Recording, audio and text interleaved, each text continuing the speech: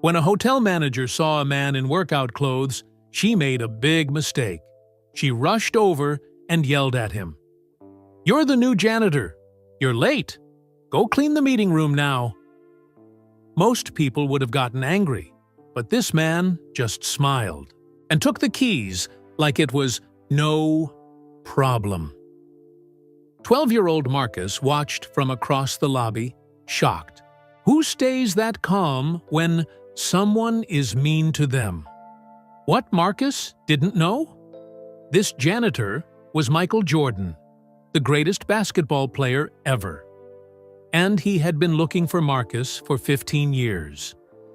But why was Michael Jordan searching for one small boy? And what family secret was about to change everything?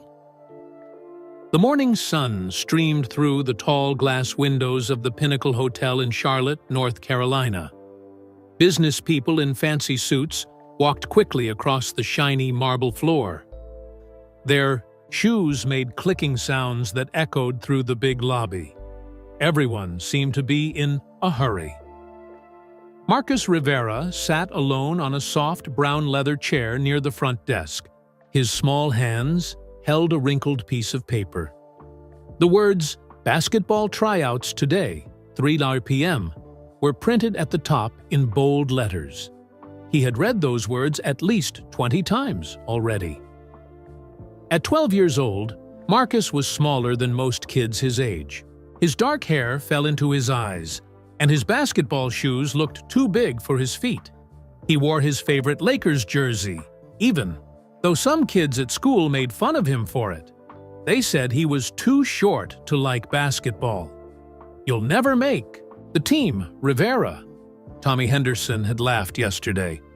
"My dad's the coach, and he only picks tall kids." Marcus tried not to think about Tommy's words, but they kept bouncing around in his head like a basketball that wouldn't stop dribbling. His mom, Rosa, worked as a housekeeper at the Pinnacle Hotel. She cleaned rooms on the upper floors and always told Marcus to wait quietly in the lobby until her shift ended. Marcus didn't mind waiting. The lobby was warm, and he could watch all the interesting people who came and went. Today felt different, though. Today was try-out day, and his stomach felt like it was full of jumping beans. The front door opened, and a man walked in from the side entrance. He wasn't dressed like the other hotel guests. Instead of a suit, he wore simple gray sweatpants and a plain white t-shirt. A black baseball cap sat low on his head, hiding most of his face. He carried a worn gym bag over his shoulder. The man was tall and moved with quiet confidence. Something about the way he walked reminded Marcus of the basketball players he watched on TV. But this couldn't be anyone famous. Famous people didn't use side entrances or dress in old workout clothes. Marcus watched as the man stopped near the elevator and checked his phone. He seemed calm and peaceful, unlike everyone else who was rushing around. Suddenly, the sound of high heels clicking rapidly across the marble floor broke the morning quiet. Patricia Whitmore, the hotel manager, came speed-walking across the lobby. Her face looked red and stressed. Her usually perfect hair had pieces sticking out in different directions. Patricia was having the worst morning of her life. The coffee machine in the executive meeting room was broken. 3 important business clients were arriving in less than an hour for a huge meeting. And now, the new janitor was late on his first day. She spotted the man in workout clothes and marched straight toward him. She didn't look at his face carefully. She just saw someone who wasn't dressed like a guest, and her stressed brain made a quick decision. "Excuse me," Patricia called out, her voice sharp and impatient. "Are you the new janitor?" The man turned around, surprise flickering across his face. "I'm sorry, what?" "Don't play dumb with me," Patricia snapped. "You're 30 minutes late. I specifically told the cleaning company that today was important."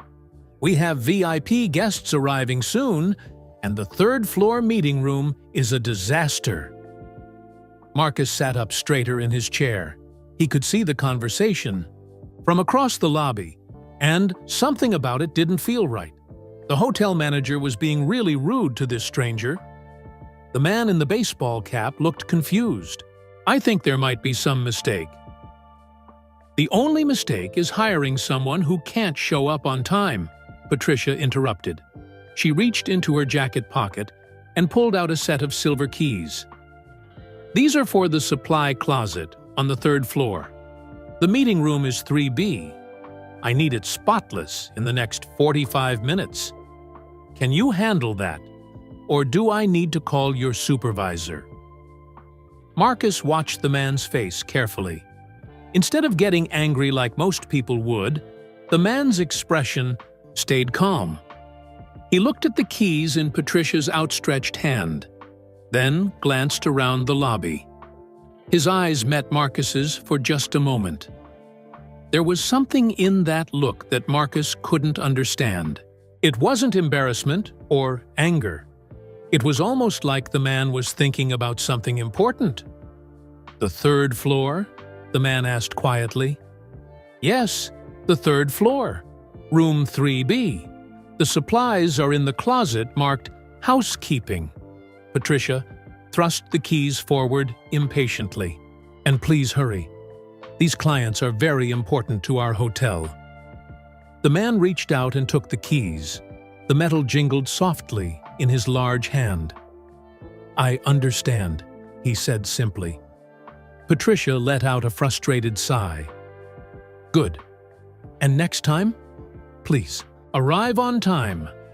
Professional appearance matters too.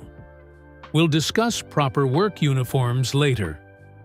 She turned and clicked away on her high heels, already pulling out her phone to handle the next crisis on her list. Marcus stared at the man, who was now looking down at the keys with a small smile on his face. This whole situation felt strange. The man didn't seem upset about being yelled at. He didn't seem embarrassed about being mistaken for a janitor. He just seemed thoughtful. The man walked toward the elevator and pressed the button.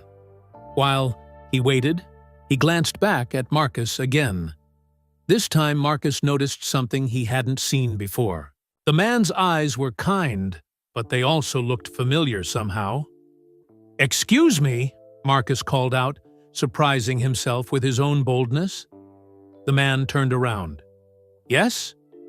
Are you really a janitor?" Marcus asked. The elevator doors opened with a soft ding. The man stepped inside but held the door open with his hand. "What do you think?" he asked with a gentle smile. Before Marcus could answer, the man let the elevator doors close. Marcus sat back in his chair, more confused than ever. Something about this whole situation didn't make sense. He looked down at his tryout flyer again. The jumping bean feeling in his stomach was still there, but now it was mixed with curiosity. Who was that man? Why had he taken the keys without arguing? And why did Marcus feel like he'd seen those eyes somewhere before? The lobby returned to its normal busy rhythm. People walked back and forth, phones rang at the front desk, and the morning sun continued to stream through the tall windows. But Marcus couldn't stop thinking about the mysterious man who had just been mistaken for a janitor. Something told him this was just the beginning of a very interesting day. Marcus couldn't sit still. His mind kept going back to the man in the baseball cap. Most people would have gotten angry when Patricia yelled at them. Most people would have said, "I'm not a janitor," right away. But this man had done something different. He had listened calmly and taken the keys. Why would anyone do that? Marcus folded his tryout flyer and put it in his pocket. He had been sitting in this lobby chair for almost an hour, and his legs felt restless. His mom wouldn't be done with work for another 30 minutes. Maybe he could walk around the hotel a little bit. He stood up and looked toward the elevators. The numbers above the doors showed that one elevator had stopped on the 3rd floor. That had to be where the mysterious man went. Marcus knew he probably shouldn't follow a stranger.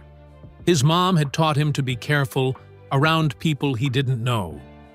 But something about this man felt safe. Maybe it was the way he had smiled, or the kindness Marcus had seen in his eyes. Before he could change his mind, Marcus walked to the elevator and pressed the up button. The elevator ride to the 3rd floor felt like it took forever. Marcus's heart was beating fast, but not from fear. He was curious in a way he had never felt before.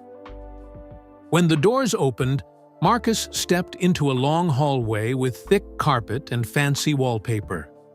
He could hear the sound of someone moving around in one of the rooms.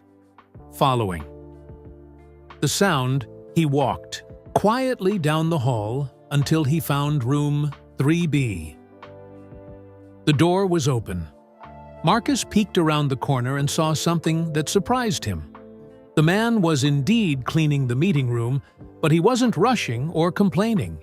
He moved around the long table, with careful attention straightening each chair perfectly. He wiped down the table's shiny surface with smooth, even strokes. But what surprised Marcus most was the man's face. He looked peaceful, almost happy. Like cleaning this room was something he actually wanted to do. "You can come in," the man said without looking up. "I know you're there." Marcus jumped a little. "How did you know?" The man smiled and gestured to a chair. "I have good hearing. Plus, I saw you watching me. Downstairs, you looked like you had questions." Marcus stepped into the room slowly. It was a big conference room with a huge wooden table and leather chairs all around it. Large windows showed the city of Charlotte stretching out below. "I do have questions," Marcus admitted. "Like, why didn't you tell that lady she made a mistake? You're not really a janitor, are you?" The man continued wiping down the table. "What makes you think I'm not a janitor?" "Well," Marcus thought about it, "you don't seem upset about cleaning. Most people would be mad if someone yelled at them like that lady did." "Her name is Patricia," the man said, "and she's having a stressful morning. Sometimes when people are stressed, they don't act like their best selves." Marcus sat down in one of the big leather chairs. It spun around, which made him smile a little. "But you still didn't answer my question," Marcus said. "Are you really a janitor?" The man stopped cleaning and looked at Marcus directly. "Let me ask you something first. What's wrong with being a janitor?" Marcus thought about that. "Nothing, I guess. It's just people sometimes treat janitors like they're not important." "Exactly," the man said. "But all honest work is important. The person who cleans this room makes it possible for business meetings to happen. The person who keeps a school clean makes it possible for kids to learn. Every job matters." Marcus had never thought about it that way before. He watched as the man finished with the table and started arranging papers and water glasses for the meeting. "You seem sad about something," the man observed. "Want to talk about it?" Marcus felt his cheeks get warm. He wasn't used to adults asking about his feelings. "It's nothing, really. Just stuff at school." "School stuff can be the hardest stuff of all," the man said gently. "What kind of school?" "Stuff?" Marcus pulled the tryout flyer from his pocket and smoothed it out on the table. "Basketball. Tryouts are today. I really want to make the team, but everyone says I'm too small." The man looked at the flyer. "Everyone says that, huh?" "Well, not everyone. But the coach's son, Tommy, he said his dad only picks tall kids, and the other kids laugh when I try to shoot the ball." Marcus's voice got quieter. Maybe they're right. Maybe I am too small. The man sat down in the chair next to Marcus. Can I tell you a story? Marcus nodded. When I was 15 years old, I tried out for my high school basketball team. I was pretty good, or at least I thought I was. But you know what happened? What? I got cut. The coach said I wasn't good enough. He said I needed to grow more and practice more. The man's eyes looked far away, like he was remembering. I went home and cried. I felt like my dreams were over. Marcus couldn't believe it. Really? You got cut from your team? Yep. It was one of the worst days of my life. But you know what I did the next day? What? I went to the gym and practiced. And the day after that, I practiced again. And the day after that, too. I practiced every single day until the next tryouts came around. Did you make the team the next year? The man smiled. I did. And you know what I learned? Getting cut was the best thing that ever happened to me. It taught me that I had to work harder than everyone else. It taught me that being told no doesn't mean never. It just means not yet. Marcus felt something warm growing in his chest. It was hope, but it was different from the hope he'd felt before. This felt stronger. But what if I'm really too small? Marcus asked. What if I practice and still don't make it? The man leaned forward. Then you keep practicing. You see, being great at basketball isn't really about being tall. It's about heart, it's about never giving up, it's about making your teammates better. Some of the greatest players in history weren't the tallest guys on the court. Really? Really. There was this player named Muggsy Bogues. He was only 5 feet 3 inches tall. That's shorter than most middle school kids, but he played in the NBA for 14 years because he had something more important than height. What did he have? Heart, determination, and the belief that he belonged on that court, no matter what anyone else said. The man reached over and straightened the tryout flyer on the table. Can I see you dribble? Marcus looked around the room. Here, but I don't have a ball. The man smiled and walked over to the trash can. He pulled out a piece of crumpled paper and rolled it into a tight ball. Sometimes you work with what you have. He tossed the paper ball to Marcus, who caught it awkwardly. Now show me your dribbling form. Pretend this is a real basketball. Marcus felt silly at first, but something about the man's encouraging smile made him try. He began bouncing the paper ball on the carpet, pretending it was a real basketball on a real court. Good, the man said, but keep your head up. You need to see the court, not just the ball, and use your fingertips, not your palm. Marcus tried to follow the advice. It felt strange, but somehow better. Now show me your shooting form. Aim for that picture on the EHDU wall. Marcus held the paper ball like a basketball and aimed at a framed picture of the Charlotte skyline. He remembered what he'd seen players do on TV. Elbow under the ball, follow through with the wrist. The paper ball flew through the air and hit the picture frame perfectly. Nice shot, the man said. See that follow through? That's exactly right. And the way you kept your elbow lined up? Perfect. Marcus felt pride swelling in his chest. No one had ever complimented his basketball form before. The most important thing, the man continued, is to believe in yourself. When you walk into those tryouts today, don't think about being the smallest guy there. Think about being the guy with the biggest heart. They heard footsteps in the hallway. Patricia's voice carried from somewhere nearby. talking quickly on her phone about the important meeting. "I should probably get back to work," the man said, "and you should probably get back downstairs before someone worries about where you went." Marcus stood up, but he didn't want to leave. This conversation had made him feel different inside, stronger somehow. "Will I see you again?" Marcus asked. The man picked up his cleaning cloth. "Maybe. This is a big hotel. You never know who you might run into." "I don't even know your name," Marcus realized. The man paused at the doorway. "What's your name?" "Marcus Rivera."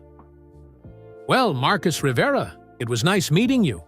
Good luck at your tryouts today. Remember what we talked about." "But what's your name?" Marcus called after him. The man was already walking down the hallway, pushing a cleaning cart he'd gotten from somewhere. "Just call me a friend," he called back.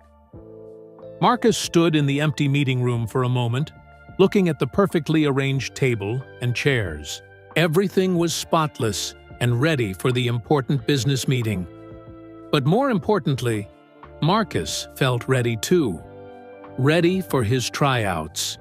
Ready to show everyone that heart mattered more than height. He walked back toward the elevator, his mind buzzing with everything the mysterious man had told him. For the first time in weeks, Marcus actually believed he might have a chance to make the basketball team. The elevator doors opened and Marcus stepped inside. As the floors counted down toward the lobby, he practiced his shooting form one more time, remembering the man's advice about follow-through and keeping his elbow lined up. When the elevator reached the lobby, Marcus walked back to his chair, with his head held higher than before. The tryout flyer in his pocket didn't feel like a burden anymore. It felt like a possibility. He still didn't know who the mysterious janitor really was, but somehow that didn't matter as much anymore. What mattered was the confidence that had been planted in his heart, and the belief that maybe, just maybe, he really could make the team. Marcus sat in the lobby chair, but he felt completely different than he had an hour ago. The nervous energy in his stomach was still there, but now it felt more like excitement than fear. He kept thinking about what the man had said about heart being more important than height. The elevator dinged, and Patricia stepped out, looking much calmer than before. She walked toward the front desk, but stopped when she noticed something. "Excuse me," she called to Marcus. "Have you seen the janitor who was here earlier? The one in the baseball cap?" Marcus pointed toward the elevator. "He's upstairs cleaning the meeting room. Room 3B.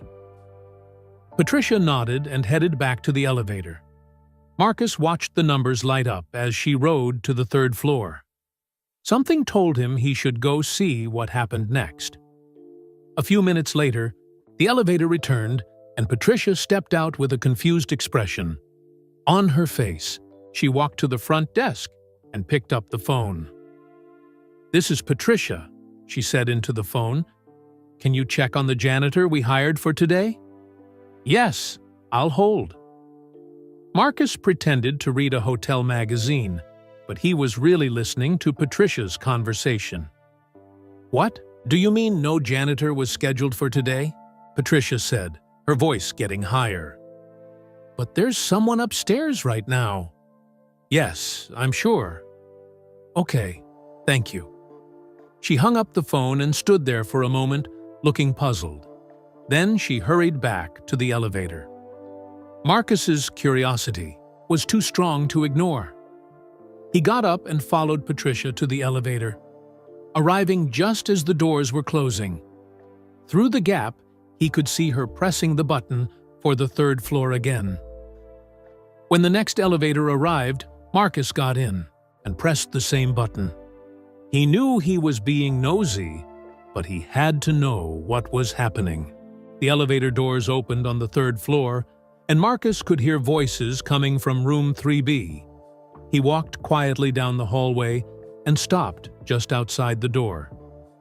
"I have to ask," Patricia was saying, "who exactly are you? Our cleaning company says they didn't send anyone today." "I'm just someone who was here and saw that you needed help," came the familiar calm voice. "But the room is perfect," Patricia said, and Marcus could hear the amazement in her voice. "Better than our regular cleaning crew usually does, and you arranged everything exactly right for the meeting." Marcus peeked around the door frame. The man was putting the last of the cleaning supplies back in the cart. The meeting room looked incredible. Every chair was perfectly positioned. The table gleamed, and fresh water glasses sparkled at each seat. "I've done this kind of work before," the man said simply. Patricia walked around the table, examining everything. "This is professional quality work, and the way you arrange the presentation materials, it's like you understand how business meetings should be set up." She paused and really looked at the man for the first time. Marcus could see her taking in details she had missed before. The expensive watch on his wrist, the confident way he moved, the quality of his shoes, even though they were workout shoes. "There's something I need to tell you," Patricia said slowly. "I was very rude to you downstairs. I was stressed about this meeting, but that's no excuse for how I treated you. I'm sorry." The man smiled. "Apology accepted. We all have bad mornings sometimes." "But I still don't understand. If you're not a janitor, why did you clean the room? Why didn't you just tell me I made a mistake?" The man looked thoughtful. "Sometimes people see what they expect to see. You saw someone in workout clothes and assumed I was the janitor. That's not necessarily wrong. It's just incomplete." "What do you mean?" "Well, I could be a janitor who also happens to be other things, or I could be someone else who knows how to clean. Why does it matter what my job title is? The room needed to be cleaned, and now it's clean." Patricia shook her head in wonder. "I've never met anyone like you. Most people would have been angry. They would have corrected me right away." "Being angry wouldn't have helped your meeting happen on time," the man pointed out, "and correcting you might have made you feel embarrassed. Sometimes it's better to just help." Marcus felt his respect for this mysterious man growing even more. Not only had he been kind and encouraging, but he had also shown incredible grace to Patricia. "Can I ask you something?" Patricia said. "Of course." "There was a boy with you earlier, in the lobby. He seemed different after talking to you. Happier, somehow." The man's face lit up. "Marcus, he's a good kid. He's got some challenges ahead of him today, but I think he's going to do fine." "What kind of challenges?" "Basketball tryouts. He's worried about being too small for the team." Patricia's expression softened. "Oh, that's Rosa's son. She's one of our housekeepers. Single mother, works very hard. Marcus is usually so quiet when he waits for her in the lobby. But today, he seemed more confident." "He just needed someone to believe in him," the man said. "All kids do." Just then, Marcus heard the sound of another elevator opening. Footsteps came down the hallway, and he heard his mother's voice calling his name. "Marcus? Mijo, where are you?" Marcus panicked. He wasn't supposed to be on the third floor. He quickly walked toward his mother's voice, trying to look casual. "I'm here, Mom," he called, appearing around the corner near the elevators. Rosa Rivera looked tired but smiled when she saw her son. She was a small woman with kind eyes and hands that showed the hard work she did every day. Her housekeeper uniform was neat and clean, and she carried a set of master keys. "What are you doing up here, Marcus? You know you're supposed to wait in the lobby." I was curious about the hotel, Marcus said, which wasn't exactly a lie. Rosa shook her head, but smiled. Curious like your father, she said softly in Spanish, then switched back to English. Come on, my shift is almost over. We need to get you home so you can get ready for your tryouts. As they walked toward the elevator, they passed room 3B. The door was still open, and Rosa glanced inside. She saw Patricia talking to the man in the baseball cap. Oh, Rosa said, stopping. I'm sorry. I didn't know there was a meeting happening. Patricia turned around. Rosa, perfect timing. I'd like you to meet… Actually, I don't think I ever got your name, she said to the man. You can just call me Mike, he said with a smile. Rosa looked at Mike with curiosity. There was something about him that seemed familiar, but she couldn't place it. Mike helped us out today, Patricia explained. There was a mix-up with our cleaning schedule, and he stepped in to help prepare this room for an important meeting. That was very kind of you, Rosa said to Mike. Then she looked around the room and her eyes widened. This is beautiful work. Better than, well, very professional. Mike smiled at the compliment. I learned from someone who took pride in doing things right. Rosa tilted her head, studying Mike's face. Something about his voice, his manner, seemed so familiar. But before she could think about it more, Marcus tugged on her sleeve. Mom, this is the man I was telling you about. The one who gave me advice about basketball. Rosa's expression changed to one of concern, mixed with gratitude.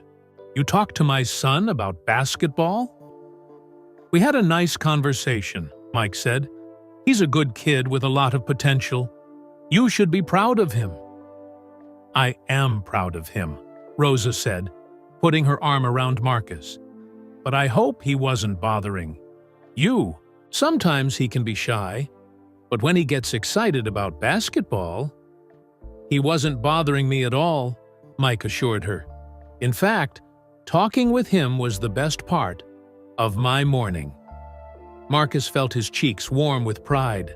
This amazing man thought talking to him was the best part of his morning. Well, thank you for being kind to him, Rosa said. Not everyone takes time to listen to children. Everyone deserves to have someone believe in them, Mike said, echoing what he had told Patricia earlier. Rosa smiled at that. You sound like someone who understands children. I've learned a few things over the years, Mike said mysteriously. Patricia looked at her watch. Oh no, the clients will be here in 15 minutes. I should get downstairs to greet them. And we should get going too, Rosa said to Marcus. You have tryouts in a few hours, and you need to eat lunch first. As they walked toward the elevator, Marcus turned back to look at Mike one more time. Thank you, he called out, for everything. Mike waved. Remember what we talked about. Believe in yourself. The elevator doors closed, and Marcus found himself alone with his mother for the first time since his conversation with Mike. He seems like a very nice man, Rosa said thoughtfully. There was something about him. Something special. Yeah, Marcus agreed. He told me about getting cut from his basketball team when he was young, and he said that heart matters more than height. Rosa looked at her son with surprise. He told you about getting cut from his team? Yeah. He said it was the best thing that ever happened to him because it taught him to work harder. Rosa was quiet for a moment. You know, your father used to say something similar. He always said that the biggest challenges can become the biggest blessings if you don't give up. Marcus felt a warm feeling in his chest at the mention of his father. He didn't remember much about him, but he loved hearing his mother's stories. Do you think I have a chance today, Mom? Marcus asked as they reached the lobby. Rosa stopped walking and knelt down so she was at eye level with her son. "Mijo, I think you have more than a chance. I think you have something that can't be taught. You have heart. And that man upstairs, he saw it too." They walked out of the hotel together, but Marcus couldn't stop thinking about Mike. There had been something in the man's eyes when he talked about basketball, something that suggested he knew more about the game than he was letting on. But Marcus didn't have time to figure it out now. He had a basketball team to make. As they got into Rosa's old car, Marcus looked back at the Pinnacle Hotel one more time. Somewhere in there, a mysterious man named Mike was probably finishing up his work in the meeting room. A man who had taken time to encourage a kid he'd never met before. A man who had shown kindness when others showed rudeness. Marcus didn't know if he'd ever see Mike again, but he knew he'd never forget the conversation they'd had, or the confidence that conversation had given him. "Ready to go, show them what you're made of?" Rosa asked as she started the car. Marcus smiled, remembering Mike's words about heart being more important than height. "Yeah, Mom, I'm ready." That evening, Marcus couldn't sit still. He had eaten dinner with his mom, but his mind kept going back to his conversation with Mike. Every few minutes, he would practice his shooting form in his bedroom, using a pair of rolled-up socks as a basketball. "Remember," he whispered to himself, copying Mike's voice, "keep your elbow lined up. Use your fingertips, not your palm." He aimed at the small basketball hoop his mom had hung on his closet door 2 years ago for his birthday. The sock ball flew through the air and swished through the hoop perfectly. "Yes," Marcus whispered, pumping his fist.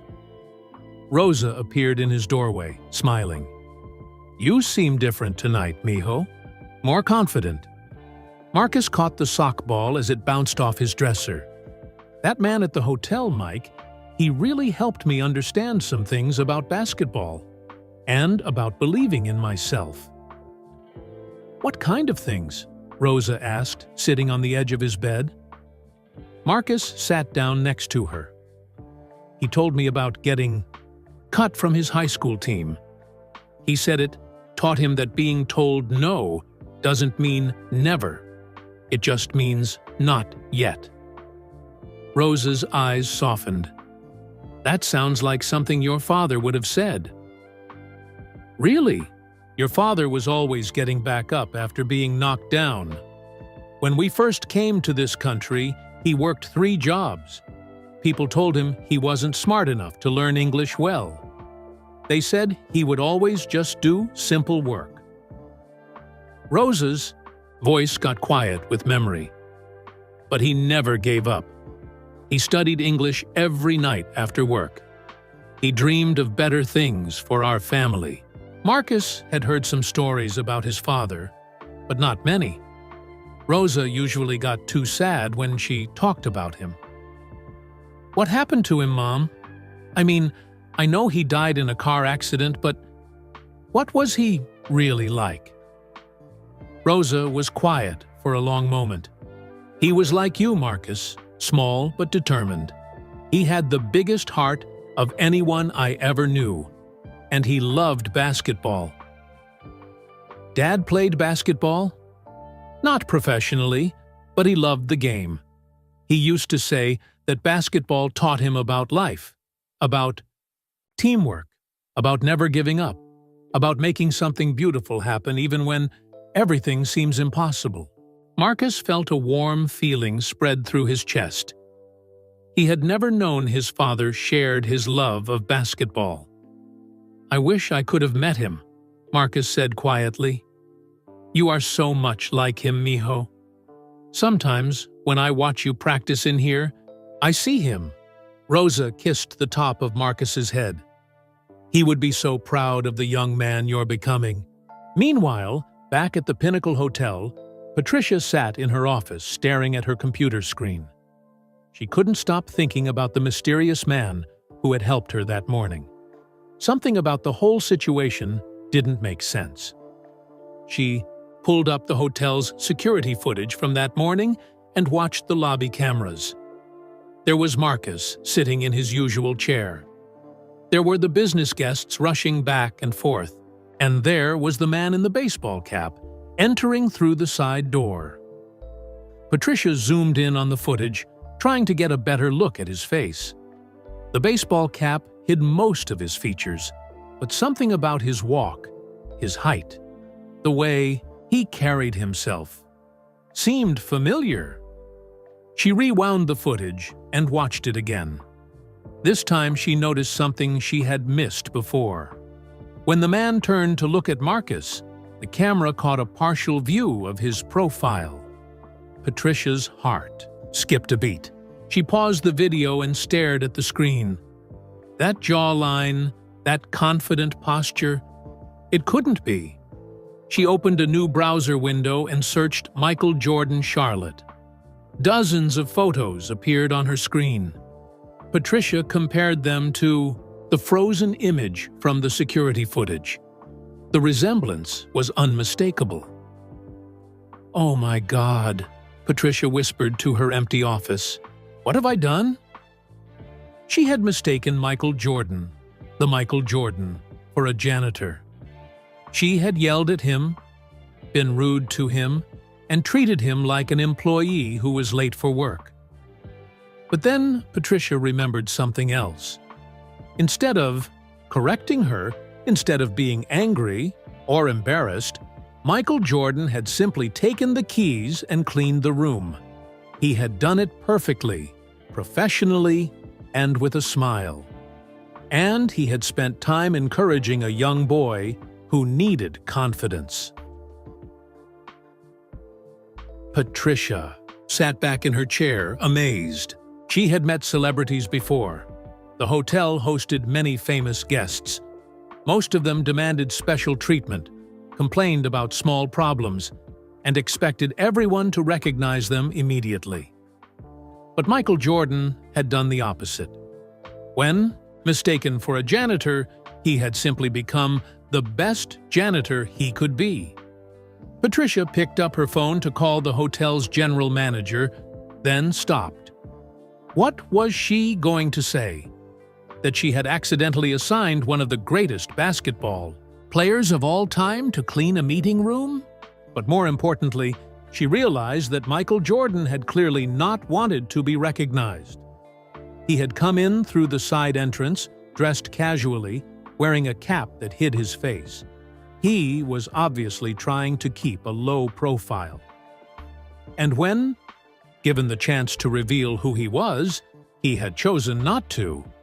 He had chosen to help instead. Patricia made a decision. She would keep this information to herself for now. But she was also intensely curious about why Michael Jordan had been at their hotel in the first place. At Roosevelt Middle School, Marcus's friend Emma Chen was packing her backpack for the next day. She had been thinking about Marcus all evening. Usually, he seemed nervous and quiet before big events like tryouts. But today at lunch, he had seemed different. "I think I actually have a chance," Marcus had told her. "Someone helped me realize that heart matters more than height." Emma was curious about who had given Marcus this advice. She had never seen him so confident about basketball before. Marcus was a good friend, kind, loyal, and funny, but he had always doubted himself when it came to sports. Tomorrow would be interesting. Emma planned to stay after school to watch the tryouts. She wanted to support Marcus, but she was also curious to see if his new confidence would show up on the basketball court. Back at Marcus's house, Rosa was washing dishes and thinking about her conversation with her son. Hearing Marcus talk about the man from the hotel had brought back so many memories of her husband, Roberto. Roberto had worked as a night janitor at several office buildings in Charlotte. He had always taken pride in his work, no matter how simple others thought it was. Honest work is honorable. work, he used to say. But Roberto had also been a dreamer. He had talked about saving money to start his own cleaning business someday. He had wanted to give Marcus opportunities he had never had. Rosa dried a plate and put it in the cabinet. Roberto had been gone for 9 years now, but she still missed him every day. She wished he could see Marcus now, growing up to be such a good young man. Something about the man at the hotel had reminded her of Roberto's gentle strength. The way he had listened to Marcus, the way he had encouraged him without making empty promises. Roberto had been like that, wise and kind. Rosa made a mental note to thank the man if she saw him at the hotel again. It wasn't often that someone took time to really listen to Marcus and give him meaningful advice. In his bedroom, Marcus was lying in bed, but not sleeping. He kept thinking about his conversation with Mike and about what his mom had told him about his father. For the first time, he felt connected to his dad in a way he never had before. They both loved basketball. They both had been told they weren't good enough. They both had refused to give up on their dreams. Marcus looked at the tryout flyer on his nightstand. Tomorrow at 3:00 p.m., he would walk into that gym and show Coach Henderson what he was made of. He would remember Mike's advice about heart being more important than height. He would remember his father's example of never giving up. And for the first time since he had gotten the tryout flyer, Marcus felt truly excited instead of nervous. He practiced his shooting form one more time in the dark, imagining the gym full of kids who were bigger and stronger than him. But now, instead of feeling scared, he felt ready. Heart over height, he whispered to himself. Heart over height. Tomorrow would be the biggest day of his young life, and thanks to a mysterious man named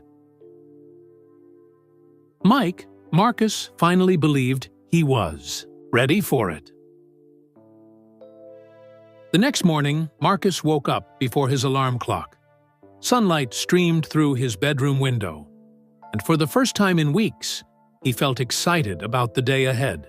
Today was tryout day. He got dressed carefully, putting on his favorite basketball shorts and the Lakers jersey that usually made him feel self-conscious. Today, it made him feel brave. At breakfast, Rosa noticed the change in her son immediately. "You look different this morning, Mijo. More confident." Marcus smiled as he ate his cereal. "I keep thinking about what Mike said, about heart being more important than height, and about what you told me about Dad. Your father would be so proud of you today," Rosa said, packing his lunch. "Remember, no matter what happens at tryouts, you are already a winner in my eyes." "Thanks, Mom, but I think today might be different. I feel different." At school, Marcus's confidence was obvious to everyone. During math class, when Tommy Henderson whispered, "Hope you're ready to get embarrassed at tryouts, Rivera," Marcus just smiled. "We'll see," Marcus said calmly, which surprised Tommy so much that he stopped talking. Emma Chen noticed the change, too. At lunch, Marcus actually ate his sandwich instead of just picking at it nervously. "You really are different," Emma said. "What exactly did this man at the hotel tell you?"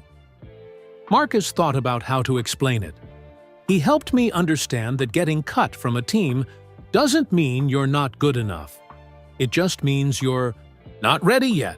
And if you keep working, not yet can become yes." "That's really smart," Emma said. "I can't wait to watch you play today." Meanwhile, back at the Pinnacle Hotel, Patricia was having a very strange morning. She had barely slept, thinking about her discovery that Mike was actually Michael Jordan. She kept replaying the events from yesterday, amazed by what had happened. Around 10:00 a.m., She was checking the schedule for meeting rooms when something caught her eye. A reservation had been made for the small conference room on the second floor. The name on the reservation was M. Jordan, Jordan Brand Foundation. Patricia's heart started beating faster. Michael Jordan was coming back to the hotel today, this time officially. She quickly called the front desk. When Mr. Jordan arrives for his 2 p.m. meeting, please let me know immediately, and make sure he receives our VIP treatment. Patricia spent the next few hours making sure everything was perfect. She had the meeting room cleaned again, arranged for fresh flowers, and made sure the best coffee and snacks would be available. But she couldn't stop wondering, would Michael Jordan remember her from yesterday? Would he be angry about how she had treated him? At 1:30 p.m., Marcus was in his last class of the day, trying to focus on English but thinking about basketball. Tryouts started at 3 p.m., which meant he had just over an hour to get mentally ready. His teacher, Mrs. Williams, was talking about a book they were reading, but Marcus's mind kept drifting to Mike's advice. It's not about being the biggest or the strongest. It's about heart. The school bell rang, and Marcus gathered his things. Emma walked with him toward his locker. "Are you nervous?" she asked. "A little," Marcus admitted, "but it's a good nervous, like I'm excited to show what I can do instead of scared that I'll mess up." "That's a big difference," Emma agreed. Marcus got his basketball shoes from his locker and headed toward the gym. But first, he had to stop by the front office. His mom was picking him up early so they could go home and he could change into his tryout clothes. When Marcus walked outside, he saw his mom's car in the parking lot. But there was something unusual happening. Rosa was standing next to the car, talking to someone. As Marcus got closer, his heart jumped. It was Mike. Marcus ran toward them, his backpack bouncing with each step. "Mike, what are you doing here?" Mike smiled, that same warm smile from yesterday. "I was hoping to catch you before your tryouts. I wanted to see how you were feeling." "I feel great," Marcus said, and he meant it. "I've been practicing everything you taught me." "Well, not with a real basketball, but with socks and stuff." Rosa was watching this interaction with growing curiosity. Yesterday at the hotel, she had felt like there was something special about this man. Now, seeing him take time out of his day to check on Marcus, she was even more intrigued. "You came all the way to Marcus's school just to wish him luck?" Rosa asked. Mike looked a little embarrassed. "I was actually in the area for a business meeting. But yes, I wanted to see how Marcus was doing." Marcus noticed that Mike was dressed differently today. Instead of workout clothes, he wore a nice suit and tie. He looked important, like a businessman or maybe even someone famous. But he was still the same kind person who had believed in Marcus. "You look fancy today," Marcus said. Mike laughed. "I have a meeting at the hotel where your mom works, some business stuff. But that's not important. What's important is how you're feeling about tryouts." "I'm ready," Marcus said with confidence that surprised even him. "I keep remembering what you said about heart being more important than height. And my mom told me my dad used to love basketball, too." Mike's expression changed slightly when Marcus mentioned his father. Something flickered across his face. Surprise, maybe, or recognition. But it happened so quickly that Marcus almost missed it. "Your father loved basketball?" Mike asked Rosa. "Yes," Rosa said. "Roberto was always talking about the game. He said it taught him about life, about never giving up." She paused, looking at Mike carefully. "Sometimes when you talk, you remind me of him, the way you encourage Marcus, the wisdom you share." Mike was quiet for a moment. Roberto sounds like he was a good man. He was the best man, Rosa said softly. He would have loved meeting you. He would have appreciated someone who takes time to believe in his son. Marcus looked back and forth between Mike and his mother. There was something happening in this conversation that he didn't quite understand. Mike seemed to be thinking about something important. "What did your father do for work?" Mike asked, his voice gentle. "He was a janitor," Rosa said proudly. "He cleaned office buildings at night. People sometimes treated him like his work wasn't important, but Roberto always said that honest work was honorable work." Mike nodded, slowly. He was absolutely right about that. Marcus checked the time on his phone. "Mom, we should probably get going. I want to get home and change before tryouts." "Of course, mijo." Rosa turned to Mike. "Thank you again for taking time to encourage Marcus. It means more than you know." "It means a lot to me, too," Mike said. "More than you might realize." As they were about to get in the car, Mike called out, "Marcus, wait a second." Marcus turned around. Mike reached into his jacket pocket and pulled out something. It was a brand new basketball, still in its wrapper. But this wasn't just any basketball. Marcus could see the logo on it. It was a professional quality ball, the kind they used in real games. "I thought you might like to have a real basketball to practice with," Mike said, handing it to Marcus. Marcus's eyes went wide. "Are you serious? This is for me?" "It's for you, but there's one condition." "What?" Mike knelt down so he was at Marcus's eye level.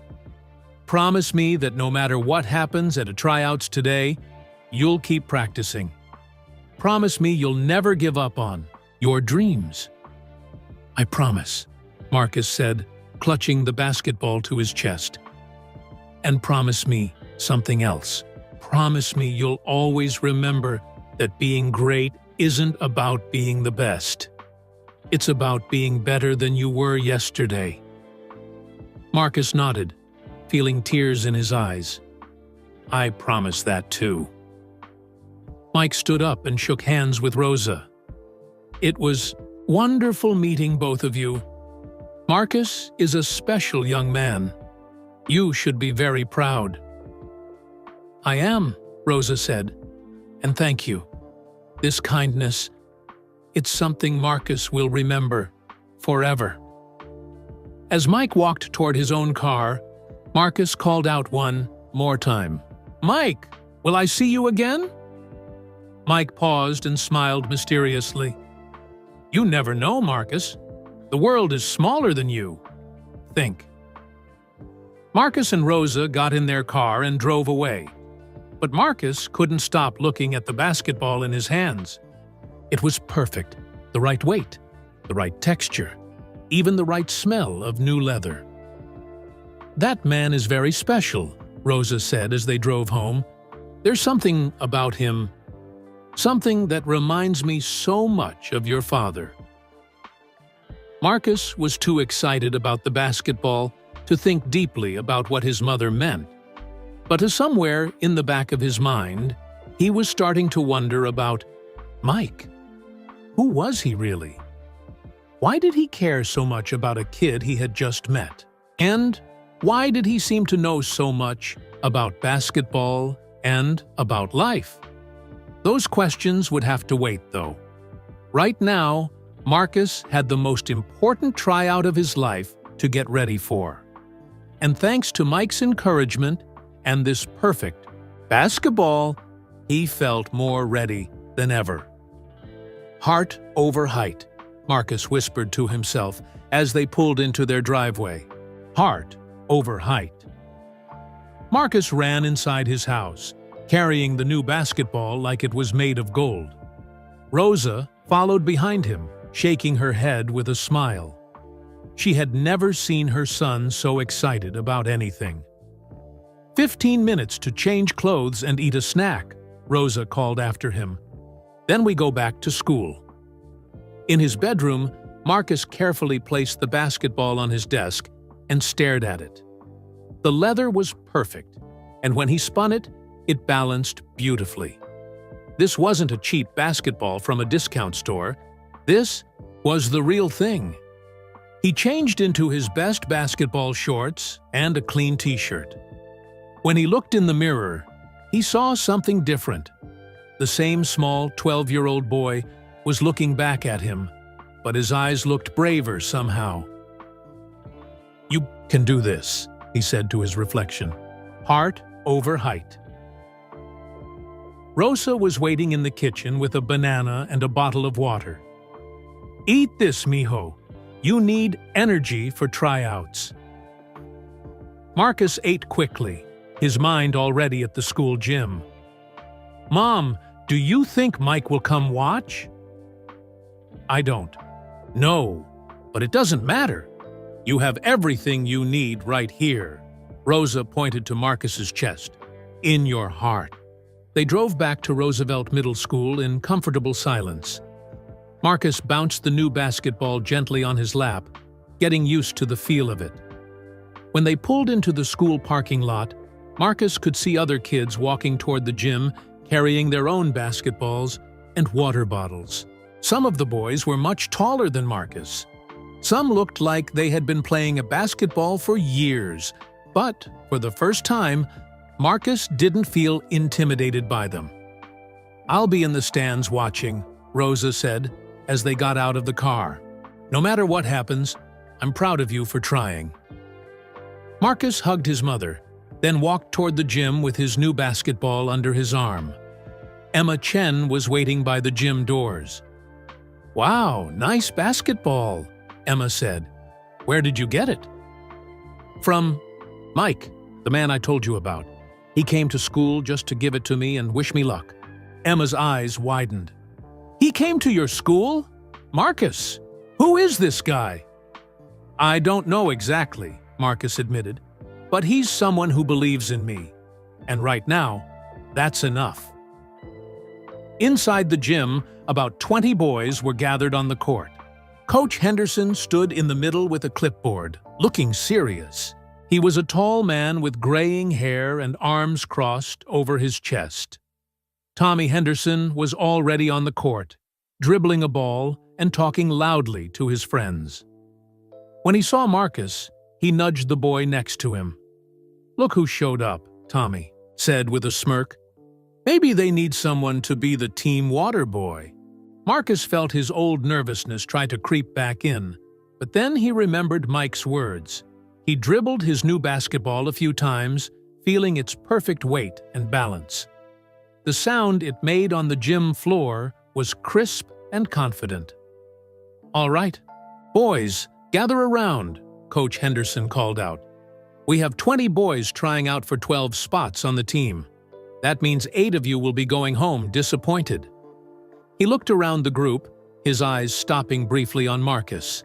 "This isn't Recreation League, and this isn't elementary school. This is serious basketball. I'm looking for players who can handle pressure, follow instructions, and work as a team." Coach Henderson explained the tryout process. First, they would do basic skill drills, dribbling, shooting, and passing. Then they would scrimmage in small groups so he could see how they played with others. "Remember," the coach said, "I'm not just looking at your skills. I'm looking at your attitude, your effort, and your basketball IQ. Sometimes the most talented player isn't the best team player." The first drill was dribbling. The boys had to dribble around cones as fast as possible without losing control of the ball. Marcus watched the other boys go first, paying attention to their technique. When it was his turn, Marcus remembered everything Mike had taught him. Keep your head up. Use your fingertips, not your palm. Stay low and balanced. Marcus moved through the cones smoothly, his new basketball responding perfectly to his touch. He wasn't the fastest, but he didn't lose control once. When he finished, Coach Henderson made a mark on his clipboard. The shooting drill was next. Each boy had to make shots from 5 different spots around the court. Marcus had practiced this exact drill in his bedroom with socks, and now he got to do it for real. At the first spot, Marcus set his feet the way Mike had shown him. Elbow under the ball, follow through with his wrist. The ball arced perfectly through the air and swished through the net. "Nice shot, Rivera," said Jake Martinez, one of the 8th graders. "Where did you learn to shoot like that?" "Someone taught me about follow-through," Marcus said, moving to the next spot. He made 4 out of 5 shots from each position. It wasn't perfect, but it was consistent. More importantly, each shot felt natural and confident.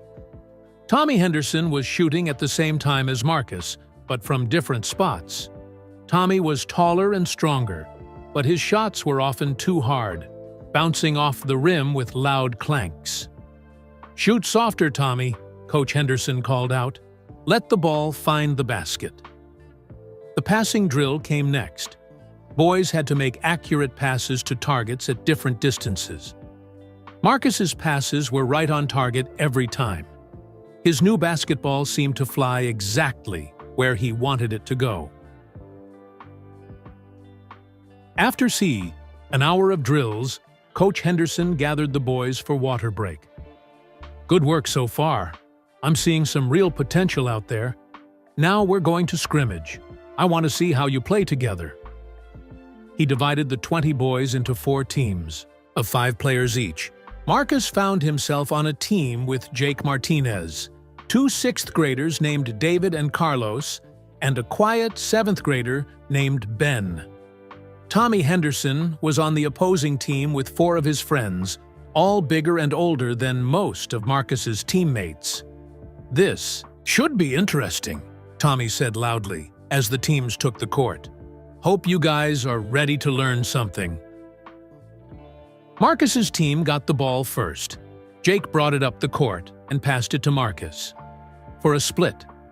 Second, Marcus felt the old fear try to take over.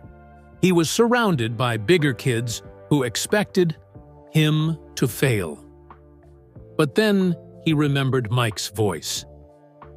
"It's not about being the biggest or the strongest. It's about heart." Marcus dribbled toward the basket, staying low and protecting the ball.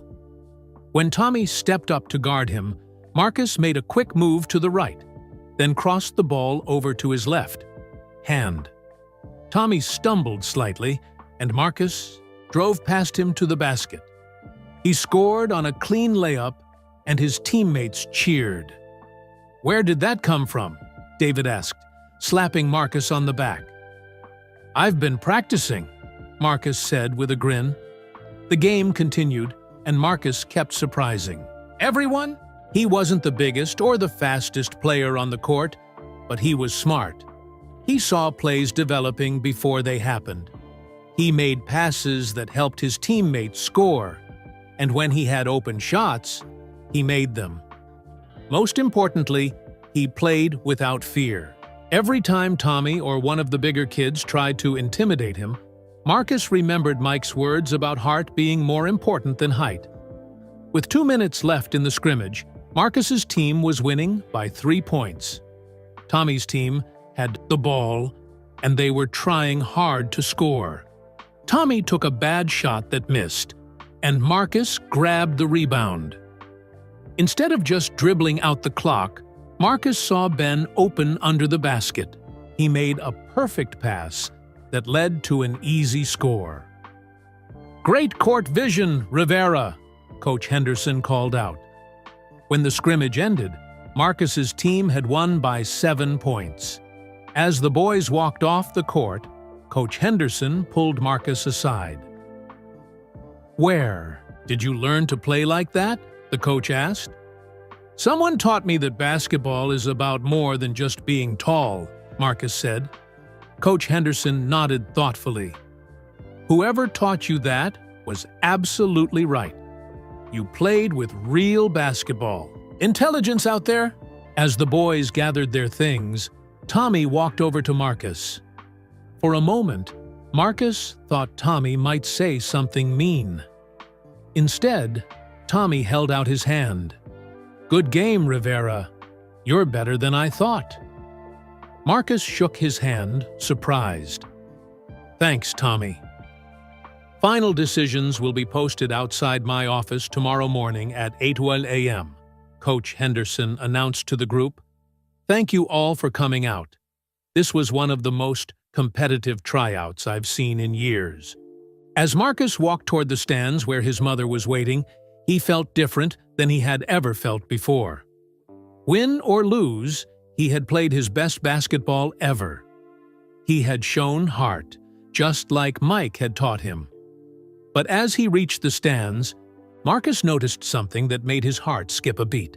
In the back row, partially hidden by shadows, sat a familiar figure in a baseball cap. Mike had come to watch, after all. Marcus stared at the back row of the gym bleachers, his heart pounding. Even in the shadows, he could recognize Mike's tall frame and the way he sat with quiet confidence.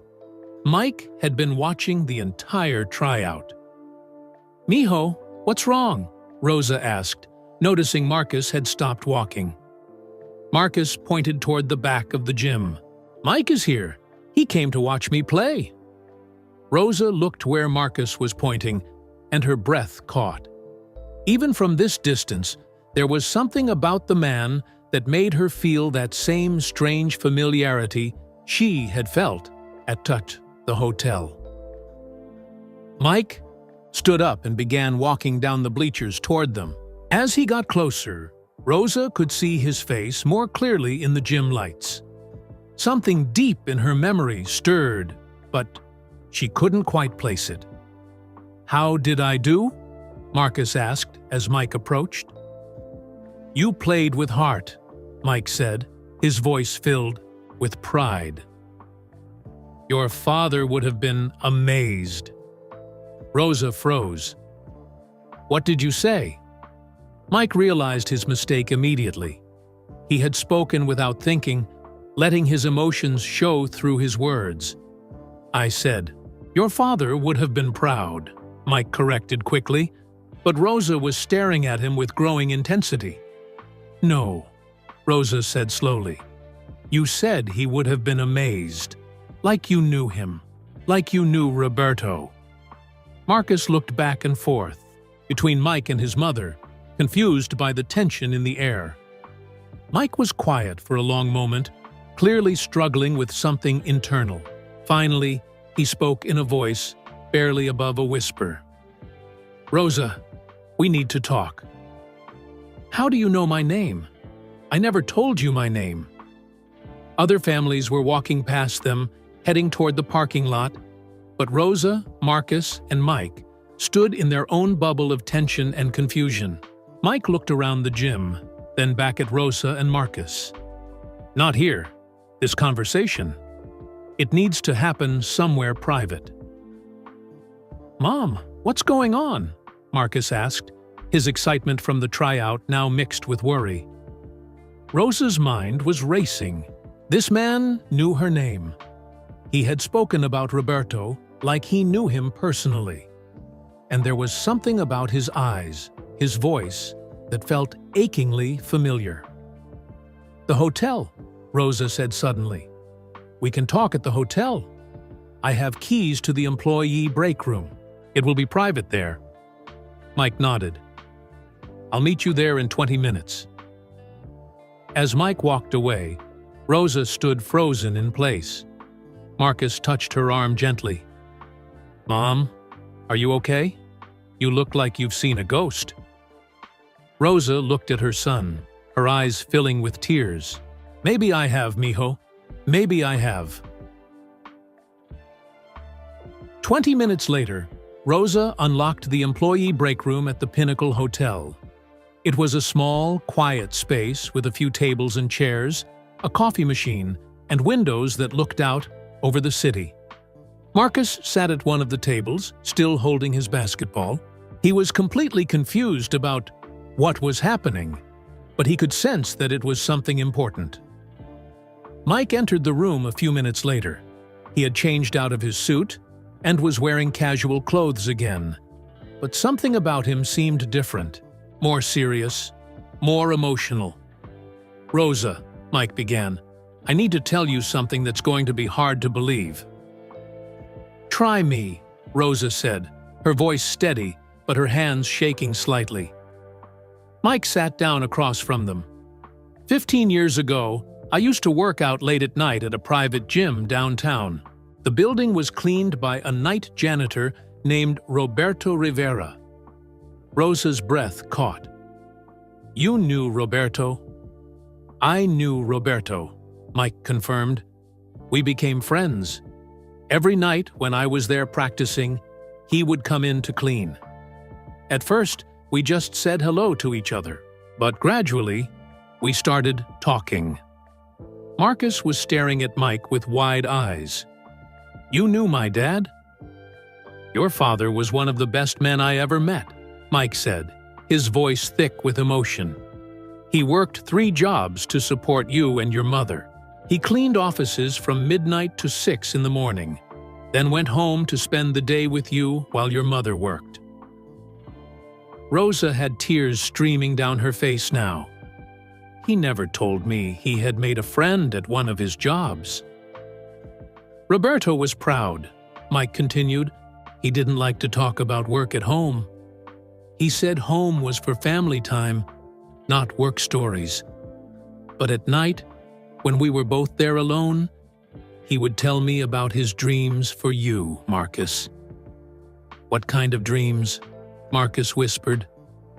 Mike smiled through his own tears. "He wanted you to have every opportunity he never had. He was saving money to buy you basketball lessons. He used to show me pictures of you playing with a little basketball in your apartment. You were only 3 years old, but Roberto swore you were going to be special." "But how? How do you remember all this?" Rosa asked. Roberto worked for so many different buildings. Mike took a deep breath. "Because Roberto made me promise something. He made me promise that if anything ever happened to him, I would look out for his family. Especially his son." The room was completely silent, except for the sound of Rosa crying. "The night before Roberto died," Mike continued, "he was more worried than usual. He had a feeling something bad might happen. He made me promise again that I would watch over you both. He gave me your address, told me where you worked, made me swear I would keep my word." Marcus felt like the world was spinning. "You've been watching over us this whole time?" "From a distance," Mike said. "I made sure your mother always had steady work. When she applied for the job here at the hotel, I made sure the manager knew what a good worker she was. I've been keeping track of how you were doing in school, how you were growing up." Rosa looked up sharply. "The hotel job? You helped me get the hotel job?" "I have some connections in the hospitality business," Mike said carefully. "I just made sure the right people knew you were available and reliable." "But why didn't you ever contact us directly?" Rosa asked. "Why didn't you tell us you knew Roberto?" Mike's face crumpled with emotion. "Because I failed him. I promised to look out for his family, but I was traveling constantly for work. I was young and focused on my career. I told myself that helping from a distance was enough.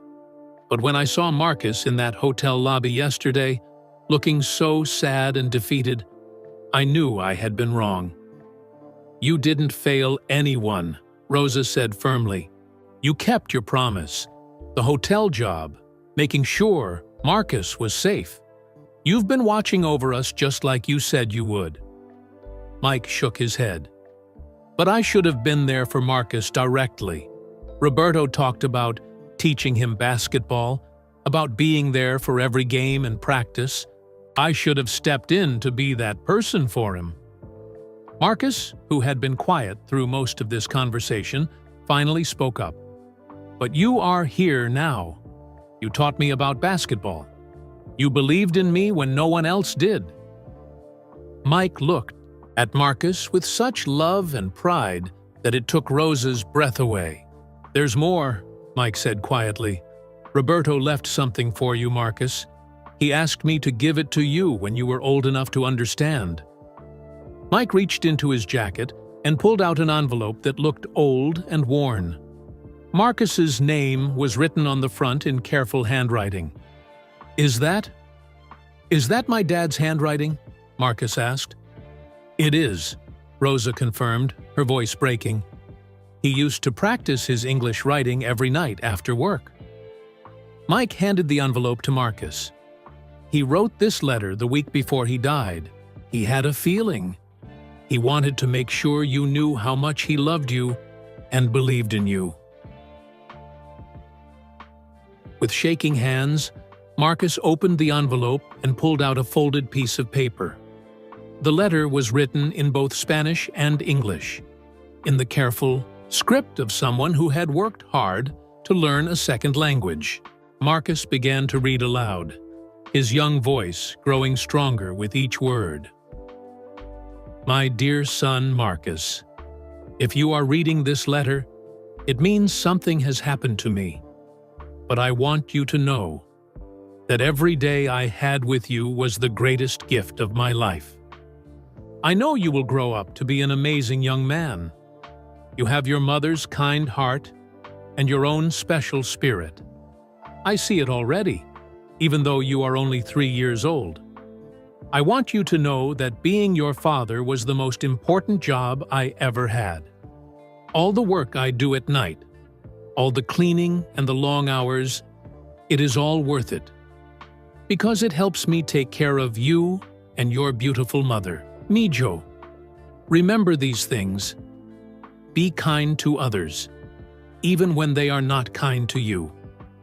Work hard for your dreams, but never forget what is most important: family and love. And remember that greatness is not about being the best at something, it is about being better today than you were yesterday.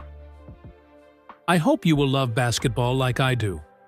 Basketball teaches us about teamwork, about not giving up, about getting back up when we fall down. These are lessons for life, not just for sports. If I cannot be there to teach you these things myself, I know that God will send someone to help you. Someone who will believe in you and show you how to believe in yourself.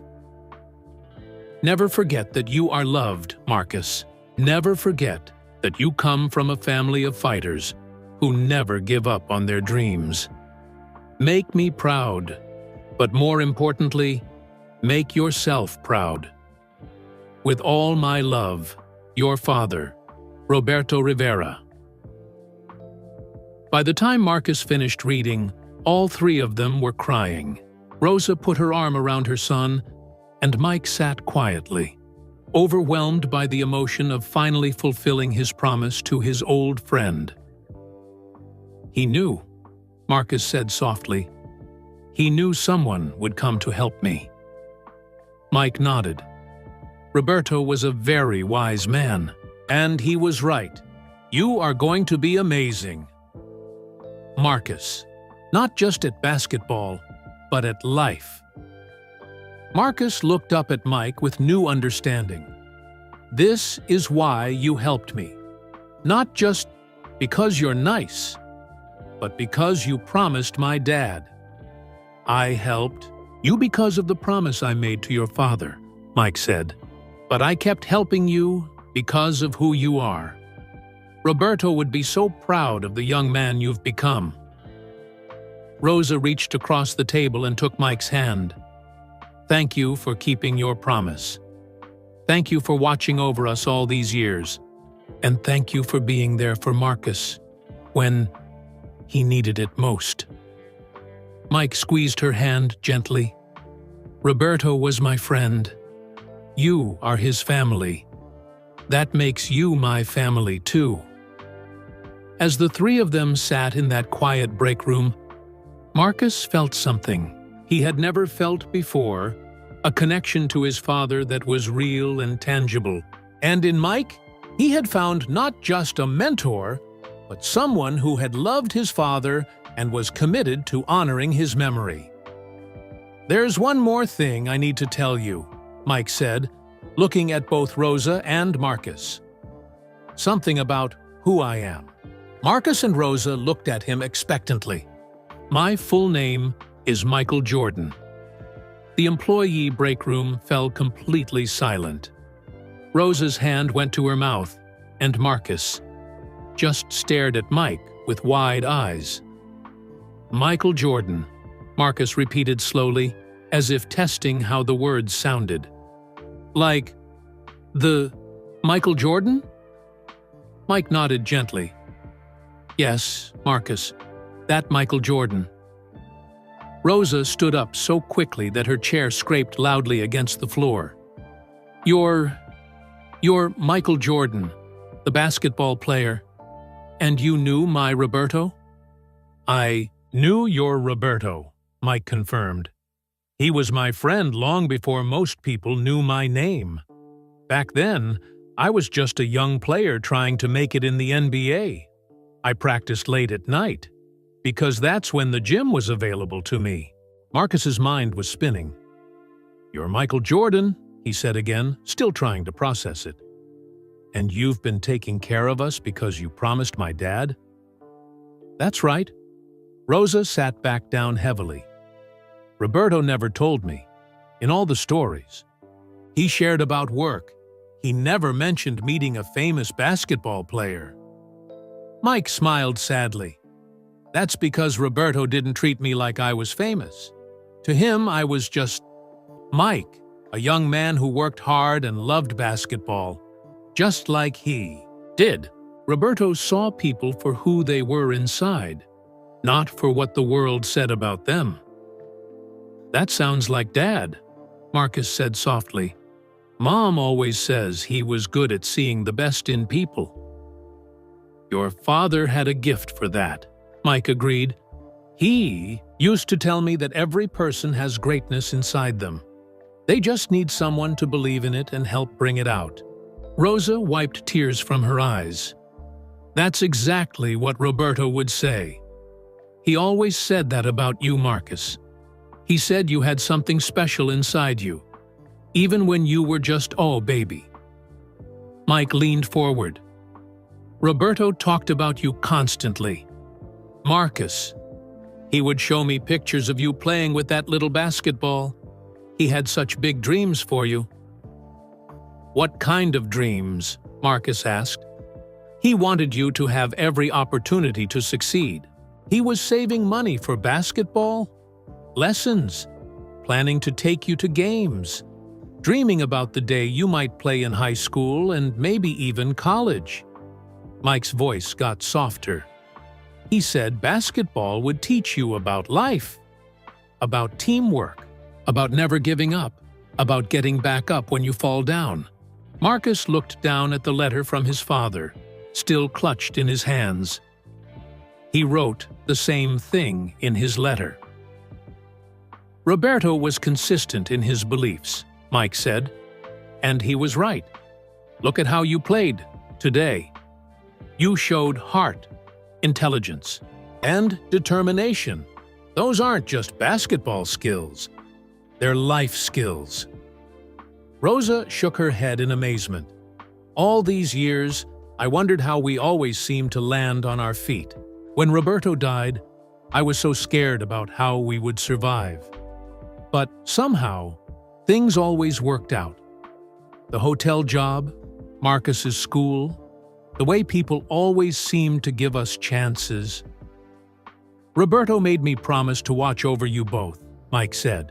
"I've tried to honor that promise while respecting your independence. I never wanted you to feel like charity cases. I just wanted to make sure you had opportunities." Marcus stood up and began pacing around the small room. "This is crazy. Michael Jordan taught me how to shoot a basketball. Michael Jordan gave me advice about believing in myself. Michael Jordan was at my tryouts. First and foremost, Mike Teat said firmly, "I'm your father's friend. Everything else comes after that." Rosa looked at Mike with new understanding. Yesterday at the hotel, when that manager mistook you for a janitor, you didn't correct her because there's nothing wrong with being a janitor, Mike finished. Roberto taught me that all honest work has dignity. When Patricia assumed I was a janitor, I thought about your husband and how he would have handled that room. So I cleaned it the way Roberto would have, with pride and attention to detail. "I honored him," Rosa said, fresh tears flowing. "Even after all these years, you honored his memory," Mike nodded. Roberto was one of the most honorable men I ever knew. He worked 3 jobs without complaining. He studied English every night after work. He saved every penny he could for his family's future. He had more dignity and strength than most people I've met in all my years of fame. Marcus sat back down, looking overwhelmed. "So when you told me about getting cut from your basketball team, that really happened. I really did get cut when I was 15. I really did go home and cry. And Roberto was one of the people who helped me understand that failure is just a stepping stone to success." "Dad helped you?" "Your father was a great listener and an even better friend. When I was struggling with disappointment or pressure, Roberto would remind me to stay humble and keep working hard. He said success isn't about being the best. It's about being better than you were yesterday." Marcus smiled. He wrote that same thing in his letter to me. "Roberto was full of wisdom," Mike said. "He used to tell me that God gives everyone different gifts. Some people are tall, some are fast, some are smart. But the most important gift is heart. And heart can't be taught. It can only be discovered." Rosa reached over and squeezed Marcus's hand. "Your father saw that heart in you from the very beginning, Mijo. And he saw it in Michael, too." Mike looked at Marcus seriously. "I want you to understand something important. Yes, I'm Michael Jordan, the basketball player. But that's not why I helped you. I helped you because you're Roberto Rivera's son. I helped you because your father asked me to watch over you. And I kept helping you because I could see you have the same character your father had." "What happens now?" Marcus asked. "I mean, now that I know who you really are?" Mike smiled. "Now you go to school tomorrow morning and find out if you made the basketball team. And regardless of what that list says, you keep working hard and believing in yourself." "But will I still see you? Are we still friends?" "Marcus," Mike said warmly, "you're not just my friend. You're family. You're Roberto's son, which makes you my responsibility and my joy. That doesn't change just because you know my last name now." Rosa looked at Mike with gratitude. "What Roberto asked of you, it was a big thing to ask. Watching over a family for 15 years. That goes beyond friendship." "Roberto would have done the same for me," Mike said simply. "Actually, he did do the same for me. When I was young and struggling, he believed in me. He encouraged me. He reminded me to stay humble. In many ways, Roberto helped make me who I became." Marcus picked up his basketball, the one Mike had given him just hours ago. "This isn't just any basketball, is it?" Mike grinned. "It's a game, ball from one of my championship seasons. But more importantly, It's a tool for you to chase your own dreams. A championship basketball? Marcus's eyes went wide. I can't accept this. It must be worth... It's worth exactly what any basketball is worth, Mike interrupted. A chance to practice, a chance to improve, a chance to have fun. Roberto would want you to use it, not put it on a shelf. Rosa stood up and walked over to Mike. I don't know how to thank you for keeping your promise to Roberto, for watching over us, for believing in Marcus. You don't need to thank me, Rosa. Roberto was my friend. You're his family. This is what families do for each other. Marcus looked at the letter from his father again, then at Mike. Dad was right. He said someone would come to help me believe in myself. He knew it would be you, didn't he? Mike's eyes filled with tears. I think Roberto had faith that somehow, some way, our paths would cross when you needed it most. He always said that God has a plan, and sometimes that plan takes longer than we want it to. 15 years, Rosa mused. Roberto has been gone for 9 years, but his friendship with you has kept helping his family. That's beautiful. Roberto's influence on my life didn't end when he died, Mike said. Every time I face a challenge, I think about his wisdom. Every time I'm tempted to act like I'm more important than someone else, I remember how he treated everyone with respect. Your husband made me a better person. Marcus stood up and walked over to Mike. Without saying anything, he hugged him tightly. Mike hugged him back, and Rosa joined them. Thank you for being my dad's friend, Marcus whispered. And thank you for being mine. Thank you for being Roberto's son, Mike replied. He lives on in you, Marcus. I see him in your determination, your kindness, your heart. When they separated, Rosa wiped her eyes and smiled. Roberto would be so amazed by all of this. His son getting basketball advice from Michael Jordan. His family being cared for by one of the most famous athletes in the world. But most of all, Mike added, Roberto would be proud that his son has grown up to be exactly the kind of young man he hoped he would be. Marcus looked around the employee break room where this incredible conversation had taken place. Just this morning, he had been a nervous kid hoping to make his school basketball team. Now he was sitting with Michael Jordan, learning about his father's friendship with a legend, and understanding that he had been watched over and protected his entire life. Tomorrow, Marcus said thoughtfully, when I go to school and see if I made the team, it's going to feel different now. How so? Mike asked. Because now I know that no matter what happens, I'm not alone. I have my mom.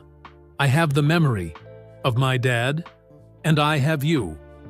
That makes me feel like I can handle anything. Mike smiled. That's exactly how Roberto would want you to feel. Strong, supported, and ready for whatever comes next.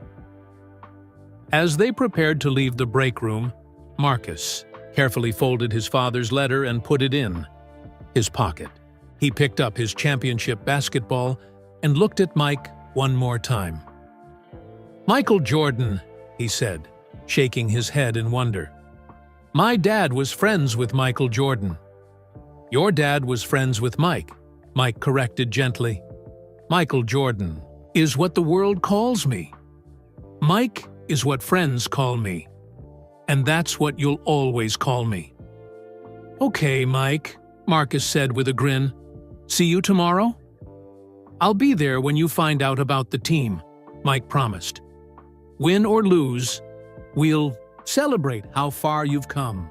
As they walked out of the hotel together, Marcus felt like his whole world had changed in the span of one conversation, but in the best possible way.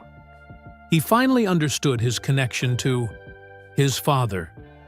He had gained a mentor and friend for life, and he had learned that sometimes the most incredible things happen when you least expect them. The janitor's game had become so much more than anyone could have imagined. The next morning, Marcus woke up before his alarm for the second day in a row. But this time was different. This time, he felt like he was carrying the strength of three people: himself, his father Roberto, and his father's friend Mike. He got dressed quickly, putting on his best clothes for what felt like the most important day of his life. As he ate breakfast, Rosa watched him with amazement. "You look different again, mijo," she said, pouring orange juice into his glass. "Even more confident than yesterday." "I feel different," Marcus said honestly. "Knowing about Dad and Mike, it's like I understand who I am now. Not just Marcus Rivera, but Roberto Rivera's son. And Roberto Rivera was someone special." "Yes, he was," Rosa agreed, tears threatening her eyes again. "And he would be so proud of the young man you've become." At 7:45 a.m., Marcus and Rosa arrived at Roosevelt Middle School. A small crowd of boys and their parents had already gathered outside Coach Henderson's office, where the team list would be posted at 8:00 a.m. exactly. Tommy Henderson stood with his father, looking confident but nervous. Jake Martinez was there with his older brother. David and Carlos, Marcus's teammates from yesterday's scrimmage, waved when they saw him. "Hey, Marcus," called Emma Chen, who had come to support her friend. "How are you feeling?" "Ready for whatever happens," Marcus said, and he meant it. At exactly 8:20 a.m., Coach Henderson emerged from his office with a single sheet of paper. The crowd fell silent as he taped it to his door. "The list is posted," he announced. "Congratulations. To those who made it and to those who didn't, keep working hard. There's always next year." Marcus felt his heart beating fast, but it wasn't the scared kind of fast from before. It was excited fast. He had played his best basketball yesterday, and no matter what this list said, he knew he had given everything he had. The crowd surged forward to read the list. Marcus hung back, letting the older kids check first. He watched their faces. Some lit up with joy, others fell with disappointment. Tommy Henderson let out a loud, "Yes!" and high-fived his father. Jake Martinez grinned and hugged his brother. But Marcus also saw two 8th graders walk away with their heads down, clearly disappointed. "Marcus Rivera!" Marcus looked up to see David running toward him with a huge smile. "You made it! You made the team!" Marcus felt like his legs might give out. "Are you sure?" "Go look for yourself." Marcus walked to the list with Rosa beside him. He scanned the names, and there it was. Marcus Rivera, 6th grade. He had made the team. Rosa hugged him tightly, both of them crying happy tears. Other parents congratulated them, and his new teammates slapped him on the back. "Way to go, Rivera," Tommy Henderson said, genuinely happy for him. "You earned this." But as Marcus celebrated with his family and friends, he kept looking around for one person. Where was Mike? "Looking for someone," came a familiar voice behind him. Marcus turned around to see Mike approaching, wearing a simple button-down shirt and jeans. He looked like any other parent who had come to support a kid, except for the unmistakable smile of pride on his face. "Mike!" Marcus ran to him. "I made the team." "I knew you would," Mike said, hugging him. "I watched you play yesterday. You have everything it takes." Rosa joined them, smiling through her tears. "Thank you for being here. Roberto would have wanted to share this moment." Roberto is sharing this moment, Mike said gently. I can feel him here with us. Coach Henderson noticed the commotion and walked over. Marcus, I want you to know that was one of the most impressive tryouts I've seen from a 6th grader. You play with real basketball intelligence. Thank you, Coach, Marcus said. I had a good teacher. Coach Henderson looked at Mike curiously. Are you Marcus's father? Marcus and Mike exchanged a look. This is my friend Mike, Marcus said. He's been helping me with my basketball. Well, he's done an excellent job, Coach Henderson said to Mike. Marcus has fundamentals that most kids his age don't develop for years. Where did you learn to teach basketball? Mike smiled mysteriously. I picked up a few things over the years. As Coach Henderson walked away, Emma Chen approached the group. Marcus, who is this? And why do I feel like I've seen him somewhere before? Marcus looked at Mike, who nodded slightly. Emma, this is Michael Jordan. Emma's mouth fell open. Michael Jordan? The Michael Jordan?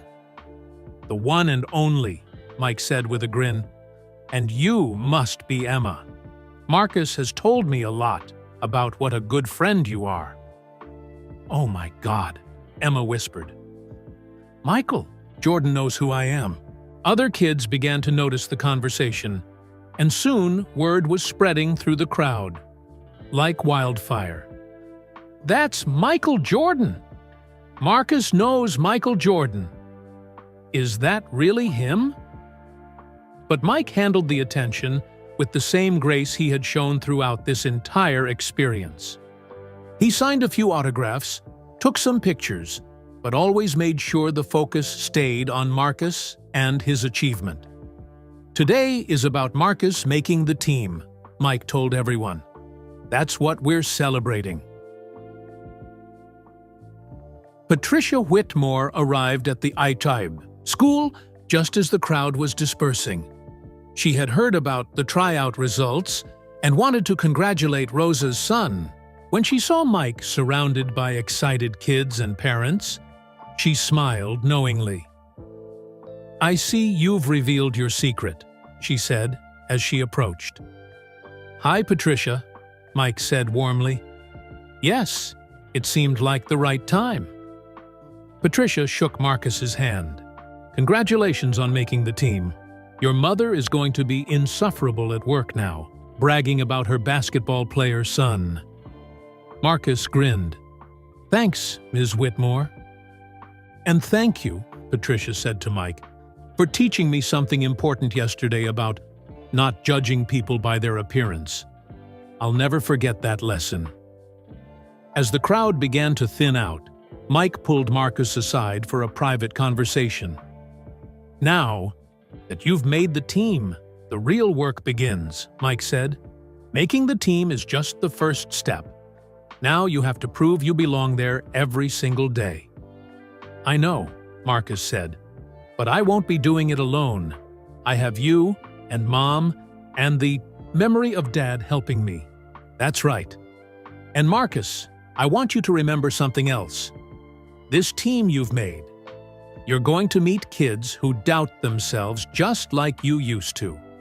Kids who think they're too small, or not good enough, or don't belong. Marcus nodded, understanding where this was going. When you meet those kids, I want you to remember how it felt when someone believed in you. I want you to be for them what I tried to be for you. You want me to help other kids? Your father believed that everyone has greatness inside them. They just need someone to help bring it out. That's what Roberto did for me. That's what I tried to do for you. And that's what you can do for others. Marcus felt a warm feeling spread through his chest. So it's like passing it forward? Exactly. The best way to honor your father's memory is to treat others the way he would have treated them. Just then, Marcus noticed a small girl sitting alone on a bench near the school entrance. She was holding a soccer ball and looked sad. "Mike," Marcus said, "give me just a minute." Marcus walked over to the girl and sat down beside her. "Hi, I'm Marcus. What's your name?" The girl looked up with surprised eyes. "Sophia. I was watching the basketball tryouts. Congratulations on making the team." "Thanks, but you look sad about something. What's wrong?" Sophia sighed. "I tried out for the soccer team yesterday. I didn't make it. The coach said I was too small and needed to get stronger." Marcus felt his heart recognized Sophia's pain immediately. "Can I tell you something? Yesterday, I was sure I was too small to make the basketball team.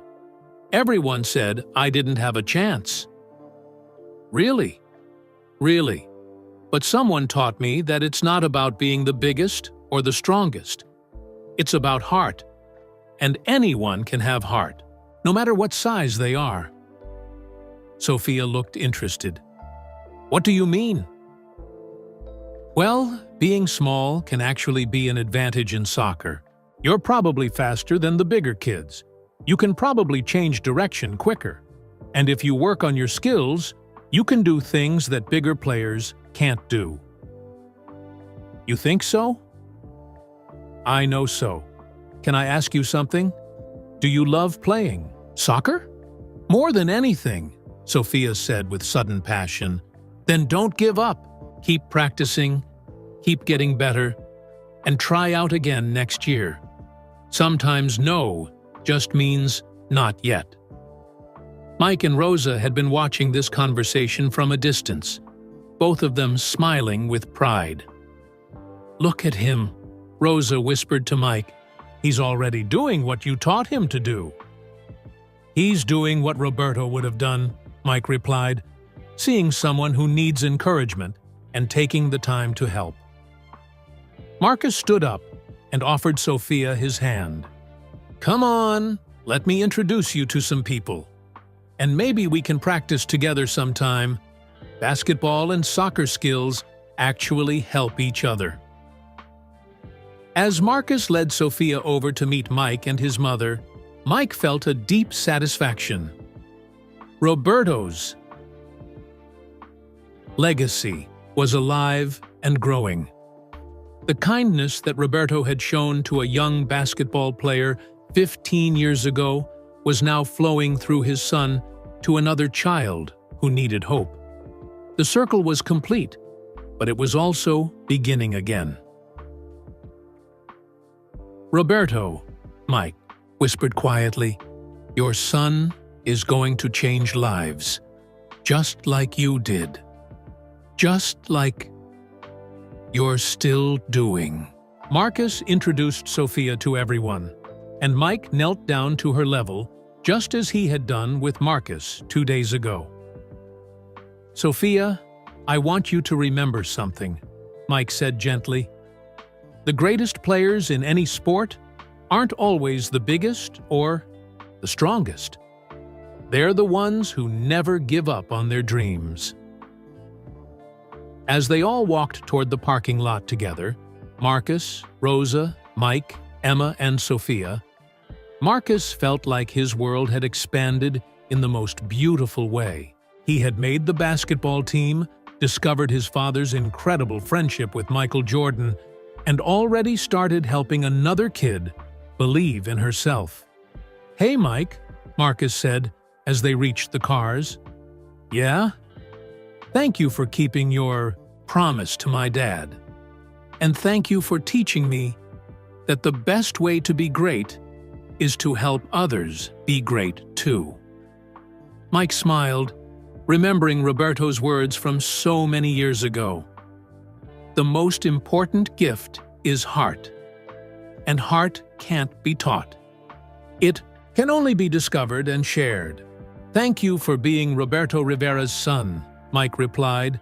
"The world is a better place because of who you're becoming." 6 months later, the gym at Roosevelt Middle School was packed for the biggest game of the season, the championship game. Marcus had grown 2 inches and gained confidence that seemed to make him even taller. In the stands, Rosa sat between Mike and Patricia, all 3 of them wearing Roosevelt Eagles It shirts. Emma Chen was there with her family, cheering loudly. And in the front row sat Sophia, who had made the school soccer team after months of practice and encouragement from Marcus. "Look at him," Rosa said proudly, as Marcus warmed up on the court. "Roberto would be so amazed." "Roberto would be proud of more than just his basketball skills," Mike replied, watching Marcus encourage a nervous 6th grader during warm-ups. "Look how he treats his teammates." Over the past 6 months, Marcus had become more than just a player on the team. He had become its heart. When younger kids felt overwhelmed, Marcus was there to help them. When teammates made mistakes, Marcus was the first to encourage them. When new players joined the team, Marcus made sure they felt welcome. Coach Henderson had noticed the change in team chemistry since Marcus joined. "That Rivera kid has something special," he had told his assistant, Coach. "He makes everyone around him better." Tonight's championship game was against the Jefferson Jaguars, a team known for being bigger, stronger, and more aggressive than Roosevelt. But Marcus wasn't intimidated. He had learned that heart mattered more than height. And this Eagles team had plenty of heart. The game began with Jefferson taking an early lead. Their players were indeed taller and stronger, and they used their size to control the rebounds and score easy baskets. During the first time out, with Roosevelt down 12-6, Marcus gathered his teammates in a huddle. "Hey guys," he said, his voice calm and confident. "I know they're bigger than us, but remember what we've learned in practice. We're faster, we're smarter, and we play as a team. Size doesn't win games. Teamwork does." His teammates nodded, their nervousness beginning to fade. Marcus had this effect on people. When he spoke with confidence, others started to believe, too. "Let's show them what Eagles basketball looks like," Marcus continued. "Pass the ball, support each other, and never give up." In the stands, Mike smiled as he watched Marcus lead his team. "He sounds just like his father," he whispered to Rosa. Roberto always said that leadership isn't about being the loudest voice, Rosa replied. "It's about being the voice that others want to follow." The second quarter was different. Roosevelt began to play as a unit, moving the ball quickly and finding open shots. Marcus wasn't the leading scorer, but he was the conductor of the orchestra, making passes that helped his teammates succeed. With 2 minutes left in the first half, Marcus saw his teammate Kevin open under the basket. Instead of taking a shot himself, Marcus made a perfect pass that led to an easy score. The crowd erupted as Roosevelt took their first lead of the game. At halftime, the score was tied 28-28. In the locker room, Coach Henderson addressed his team. "You're playing exactly the way champions play," he told them. "You're supporting each other. You're thinking before you act, and you're showing heart. Keep it up for 2 more quarters." As the team prepared to return to the court, Marcus pulled Sophia aside. She had become like a little sister to him over the past months. "How do you think we're doing?" Marcus asked her. "You're playing like a real team," Sophia said. "But more than that, you're playing with joy. You can see it on everyone's faces." Marcus smiled. Sophia was right. This team had learned to love the game, not just try to win it. The third quarter was a battle. Both teams played their best basketball, trading baskets and making incredible plays. Marcus continued to be the steady presence his team needed, making smart decisions and keeping everyone focused. With 1 quarter left to play, Roosevelt led by 3 points, 42-39. During the timeout before the 4th quarter, Mike found himself thinking about Roberto. "Your son is doing something special down there," he whispered toward the ceiling. "He's not just playing basketball, he's showing everyone what it means to lift others up." The 4th quarter was when champions were made. Jefferson came out, strong, determined to use their size advantage to wear down the smaller Roosevelt team. With 5 minutes left, Jefferson had retaken the lead, 48-45. Some of the Roosevelt players began to look tired and discouraged. Marcus called for a timeout. "Coach," he said to Coach Henderson, "can I talk to the team?" Coach Henderson nodded, impressed by his young players' leadership. Marcus gathered his teammates around him on the bench. "I want to tell you guys something," he said. 6 months ago, I was sitting in a hotel lobby, scared to even try out for this team. I thought I was too small, too weak, not good enough." His teammates listened intently. "But someone taught me that being great isn't about being the biggest or the strongest. It's about having heart. It's about believing in yourself and believing in your teammates." Marcus looked each of his teammates in the eyes. "We have 5 minutes left to show everyone what we're made of, not as individual players, but as a team, as brothers. I believe in every single one of you," Marcus continued. "And I know that if we play with heart for 5 more minutes, we can win this game." The huddle erupted in cheers as the team took the court for the final 5 minutes. What happened next was the kind of basketball that makes people fall in love with the sport. Roosevelt played with perfect teamwork, making passes that seemed impossible and taking shots with complete confidence. Marcus had the game of his young life, but not because he scored the most points. He had the game of his life because he made everyone else better. With 30 seconds left, Roosevelt led 56-54. Jefferson had the ball and a chance to tie or take the lead. The Jefferson player drove toward the basket, looking to score the tying points. Marcus stepped up to help defend, but instead of trying to steal the ball, he positioned himself to take a charge. A dangerous play where he would let the offensive player run into him. The collision was hard, and Marcus hit the floor with a loud thud. The referee's whistle blew. Charging foul on Jefferson. Roosevelt would get the ball back with a chance to seal the victory. As Marcus got up from the floor, the entire Roosevelt crowd was on their feet cheering.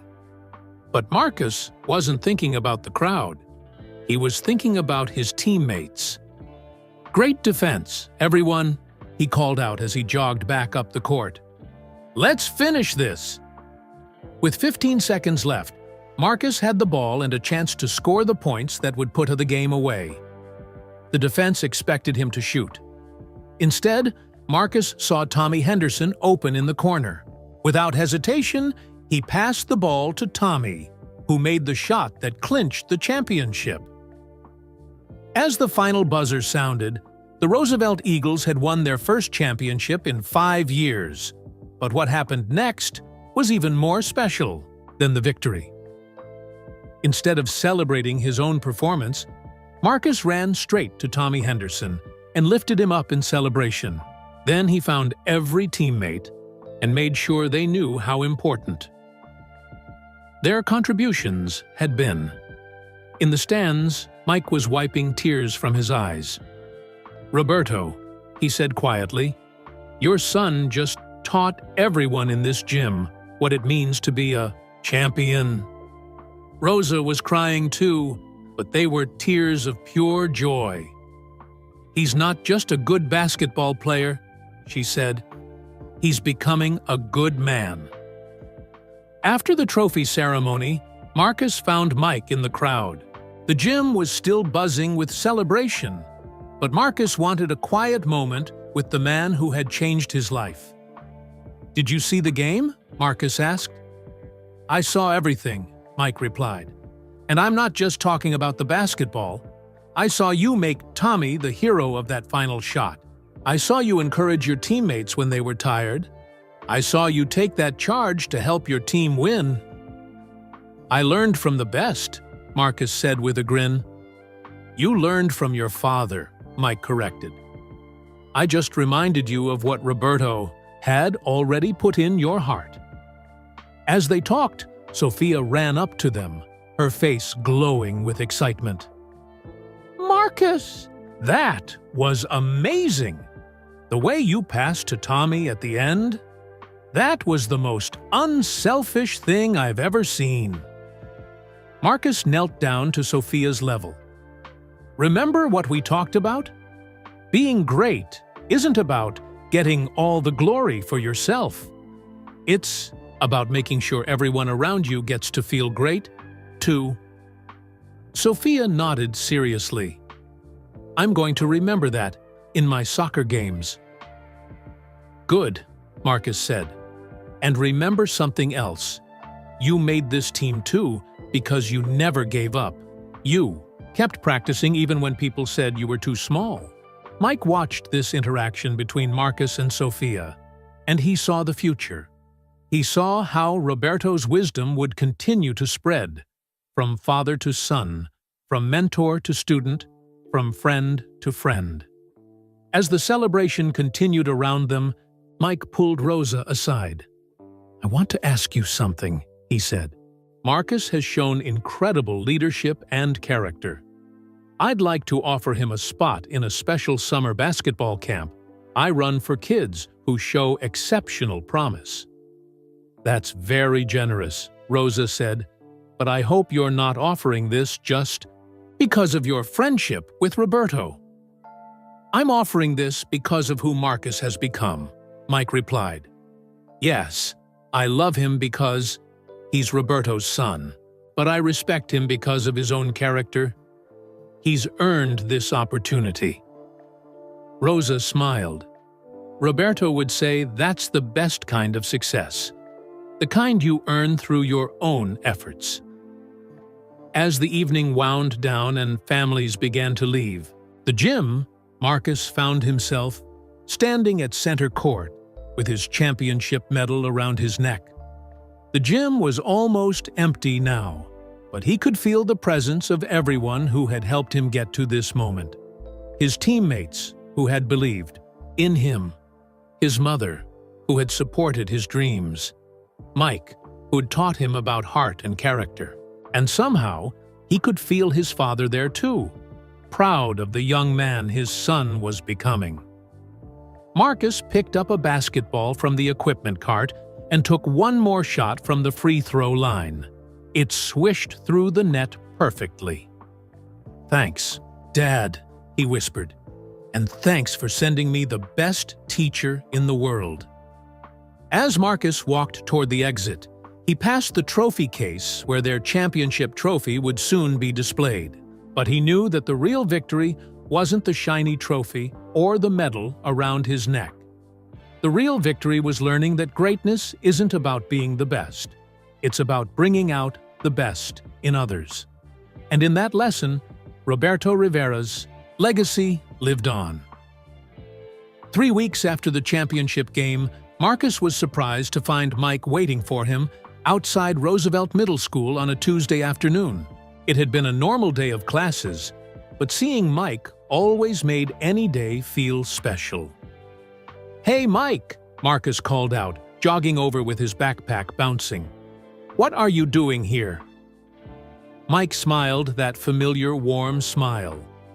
"I have a surprise for you. But first, I want to talk to you about something important." They walked to a quiet bench near the school's basketball court. Marcus noticed that Mike seemed more serious than usual, but not in a bad way. More like he had something meaningful to share. "Marcus, do you remember what I told you about paying it forward? about helping other kids the way I helped you?" "Of course," Marcus said. "That's what I've been trying to do with Sophia and some of the younger kids on the team." "You've been doing an incredible job with that," Mike said, "but I want to offer you an opportunity to help even more kids." Mike pulled out a folder from his briefcase. "I've been working on something for the past few months, a program to help kids who need mentorship and encouragement, just like you did." Marcus opened the folder and saw papers with official-looking letterhead. At the top, it read, "The Roberto Rivera Foundation, Building Champions Through Heart." Marcus's eyes went wide. "You named it after my dad?" "Your father's wisdom about heart being more important than size has helped more people than you know," Mike explained. "It helped me become a better player and a better person. It helped you become a leader, and now it's going to help hundreds of other kids." Marcus read through the papers, his excitement growing with each page. The foundation would provide basketball, training, mentorship, and academic support for kids from working families. Kids whose parents worked multiple jobs, just like Roberto had. Kids who felt too small or not good enough, just like Marcus had. "This is amazing," Marcus said. "But why are you showing this to me?" Mike leaned forward. "Because I want you to be the first junior ambassador for the foundation. You would help me identify kids who need encouragement, and you would share your story with them. Show them that heart really does matter more than height." Marcus felt his chest swell with pride and purpose. "You want me to help run a foundation named after my dad?" "I want you to help carry on your father's legacy," Mike said. "Roberto believed that everyone has greatness inside them. You've proven that's true. Now let's help other kids discover their own greatness." Just then, Rosa's car pulled up to the school. She got out and walked over to them, curious about their serious conversation. "What are you two plotting over here?" she asked with a smile.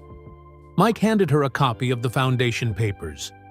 Rosa's face went through a series of emotions as she read, surprise, joy, tears, and finally, overwhelming gratitude.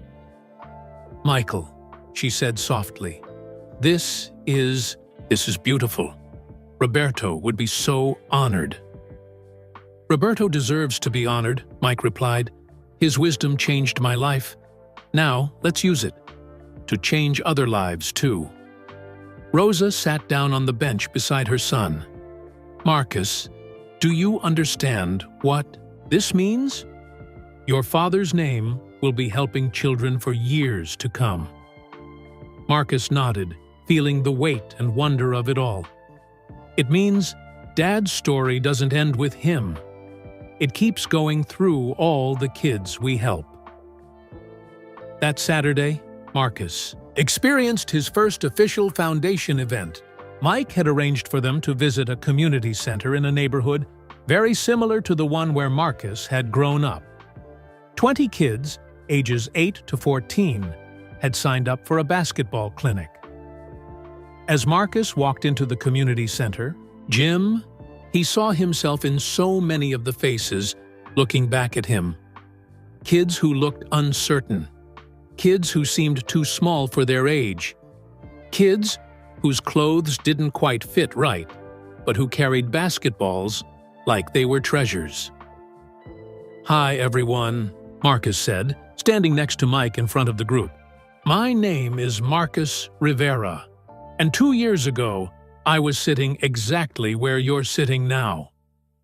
The kids looked at him with curious eyes. Marcus was only 14 now, not much older than some of them, but there was something in his voice that commanded attention. 2 years ago, I thought I was too small to play basketball. I thought kids would laugh at me if I tried out for my school team. I thought I wasn't good enough." A small girl in the front row raised her hand. What changed your mind? Marcus smiled. Someone believed in me when I didn't believe in myself. Someone taught me that being great isn't about being the biggest or the strongest. It's about having heart. He gestured toward Mike. This is my friend Mike. He's going to teach you some basketball skills today. But more importantly, he's going to teach you about believing in yourselves. As the clinic began, Marcus watched Mike work with the kids exactly the way he had worked with Marcus 2 years ago. Patient, encouraging, focused on fundamentals and confidence rather than just talent. But Marcus also noticed something else. The kids seemed to relate to him in a way they didn't quite relate to Mike. When Marcus showed them shooting form or passing techniques, they listened with special attention.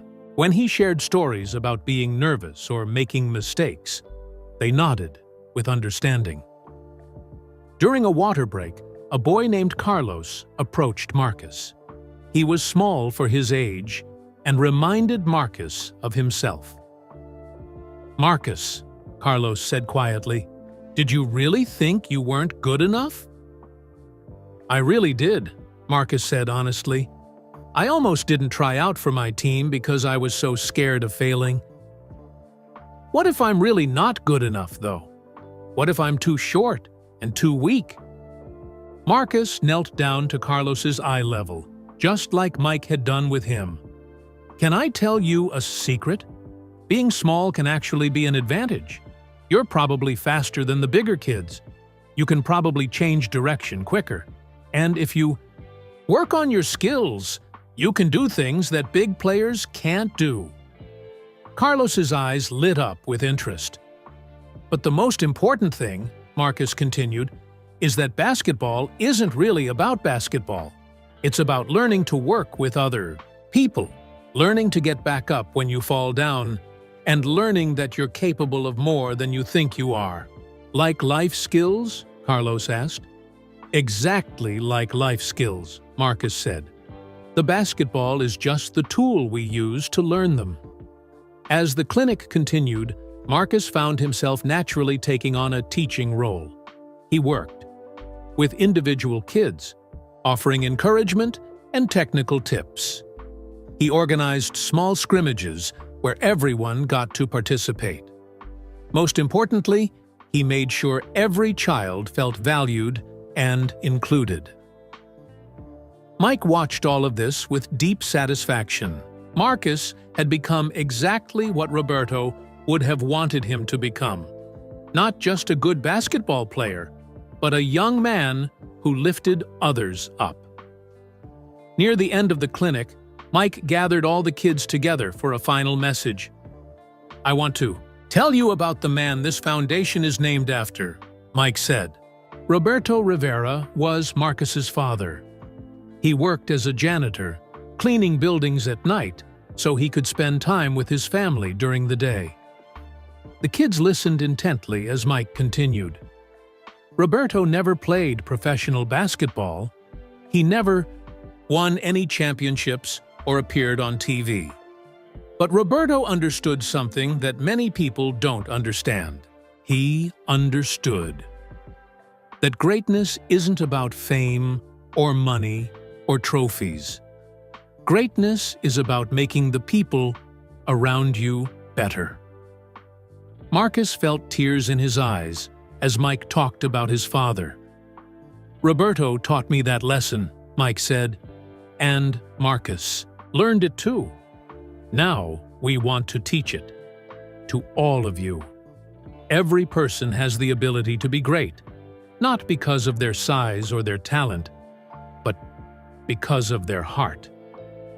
A girl named Maria raised her hand. "What if we don't make our school teams?" "Then you keep practicing," Marcus said, stepping forward. "You remember that no doesn't mean never. It just means not yet. And you find other ways to use what you've learned to help people." "Basketball skills?" asked Carlos. "Life skills," Marcus corrected gently. "Teamwork, determination, getting..." Back up when you fall down, believing in yourself and others. You can use those skills anywhere, in school, in your family, in your friendships.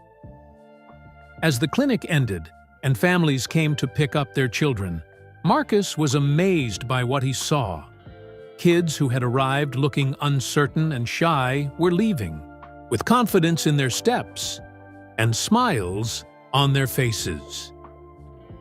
"How do you feel?" Mike asked Marcus as they cleaned up the gym. "I feel like I understand what Dad meant," Marcus said, "about everyone having greatness inside them. I could see it in every kid here today." "And they could see the greatness in you, too," Mike pointed out. "That's how it works.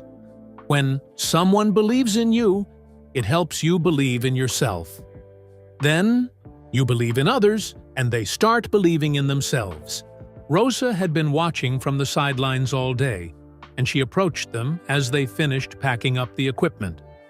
"Mijo," she said to Marcus, "I have never been more proud of you than I am right now. Not because you won a championship, not because you made the team, but because of who you're becoming." "What do you mean?" Marcus asked. "You're becoming the kind of person who makes the world better just by being in it," Rosa said. "Just like your father was." As they walked out of the community center, Marcus turned back to look at the gym one more time. In a few hours, it would be empty again. But the kids who had been there today would carry something with them, the knowledge that they were capable of greatness, that someone believed in them, that heart mattered more than height. "Mike," Marcus said as they reached the parking lot, "thank you for letting me be part of this." "Thank you for being Roberto's son," Mike replied, "and thank you for becoming exactly the kind of young man he dreamed you would be." That night, Marcus lay in bed thinking about the day. 2 years ago, he had been a scared kid, sitting in a hotel lobby, convinced he would never be good enough for anything. Now he was helping other kids discover their own potential. He reached over to his nightstand and picked up the letter from his father that he kept there. He had read it hundreds of times, but tonight one particular line stood out. "If I cannot be there to teach you these things myself, I know that God will send someone to help you." Marcus smiled in the darkness. His father had been right about so many things. Someone had been sent to help him. And now, Marcus was becoming that someone for other kids. The Roberto Rivera Foundation was just the beginning. Marcus could feel it in his heart. There were going to be many more kids, many more stories, many more opportunities to pass forward the gift he had been given. And in every child they helped, Roberto Rivera's legacy would continue to grow. 1 year later, Marcus stood in the lobby of the Pinnacle Hotel, but everything was different. Now, he was 15 years old, taller and more confident, wearing a crisp white shirt with the Roberto Rivera Foundation logo on the pocket. Today was the Foundation's first annual celebration, and the hotel lobby had been transformed into a gathering place for all the lives that had been touched by his father's legacy. Patricia Whitmore, now a close friend of the family, had donated the hotel space for the event. She walked over to Marcus with a warm smile. "Look at you," she said proudly. "From the quiet boy who used to wait for his mother in this lobby to the young man leading a foundation. Your transformation has been incredible to witness." Marcus looked around the lobby where his journey had begun. The same leather chairs where he had sat nervously with his tryout flyer. The same marble floors where Mike had been mistaken for a janitor. The same elevator that had carried him to the meeting room where his life had changed forever. It doesn't feel like a transformation, Marcus said thoughtfully. It feels like I finally became who I was supposed to be all along.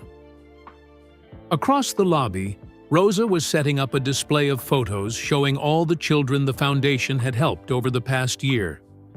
There were pictures of kids at basketball clinics, students receiving academic scholarships, and families attending mentorship events. Each photo told a story of someone discovering their own potential. Emma Chen, now in high school but still Marcus's best friend, approached with a notebook in her hand. "I'm interviewing people for the school newspaper," she said. "Can you believe that the shy kid I used to eat lunch with is now running foundation events?" "I'm not running anything," Marcus corrected with a grin. "I'm just helping. That's what this whole thing is about, helping each other." Sophia Martinez walked up to join their conversation. She was 13 now and had become one of the star players on her high school soccer team. More importantly, she had started her own program teaching soccer skills to younger children. "Marcus taught me something that changed my life," Sophia told Emma. "He taught me that being small doesn't mean being weak. It means being quick, smart, and determined. Now I teach other kids the same thing." "See," Marcus said to Emma, "the foundation isn't about me. It's about all of us helping each other discover what we're capable of." Mike entered the lobby, and the room seemed to light up. Over the past year, he had become not just a mentor to Marcus, but a beloved figure to dozens of children and families. He was no longer just Michael Jordan, the basketball legend. He was Mike, the man who believed in kids when they couldn't believe in themselves. "How are we doing, Mr. Ambassador?" Mike asked Marcus, using the playful title he had given him. "Everyone's here," Marcus reported. "All 27 kids from our programs this year, plus their families. Carlos is here with his little sister. He wants to sign her up for next year's program." Mike nodded with satisfaction. Carlos had become one of their success stories. The shy, small boy from their first clinic had made his middle school basketball team and was now helping Marcus coach younger kids. "There's someone special I want you to meet," Mike said, gesturing toward a well-dressed woman who had just entered the lobby. "This is Dr. Angela Williams. She runs youth development programs for the city." Dr. Williams shook Marcus's hand warmly. "I've heard incredible things about your foundation's work. The city is interested in partnering with you to expand your programs to more communities." Marcus felt excitement and responsibility in equal measure. That would be amazing. There are so many kids who could benefit from what we do. "What exactly do you do?" Dr. Williams asked. "I mean, beyond basketball training." Marcus thought about how to explain it. "We help kids understand that their value doesn't come from being the biggest or the strongest or the most talented. We show them that greatness comes from heart, from working hard, from lifting others up." "And how do you show them that?" "By believing in them," Marcus said simply. "Sometimes that's all it takes. Someone believing in you when you can't believe in yourself." Dr. Williams looked impressed. "That's a profound understanding for someone your age." "I learned it from my father," Marcus said, "and from Mike. Now we're passing it on to others." As the event began, Marcus found himself standing where Mike had stood a year ago, in front of a group of children and families, sharing a message about potential and hope. "A year ago," Marcus began, "this foundation was just an idea that kids like us, kids who might feel too small or not good enough, deserve to have someone believe in them." He looked out at the faces in the crowd. Some were children who had been in their programs. Others were parents who had watched their kids transform. Still others were community members who had heard about their work and wanted to be part of it. The foundation is named after my father, Roberto Rivera. My dad was a janitor who worked at night so he could spend time with me during the day. He never played professional basketball, never won any championships, never appeared on TV. Marcus paused, looking at the photo of his father that Rosa had placed on the display table. But my father understood something that changed my life and continues to change the lives of every kid we work with. He understood that greatness isn't about being famous or winning trophies.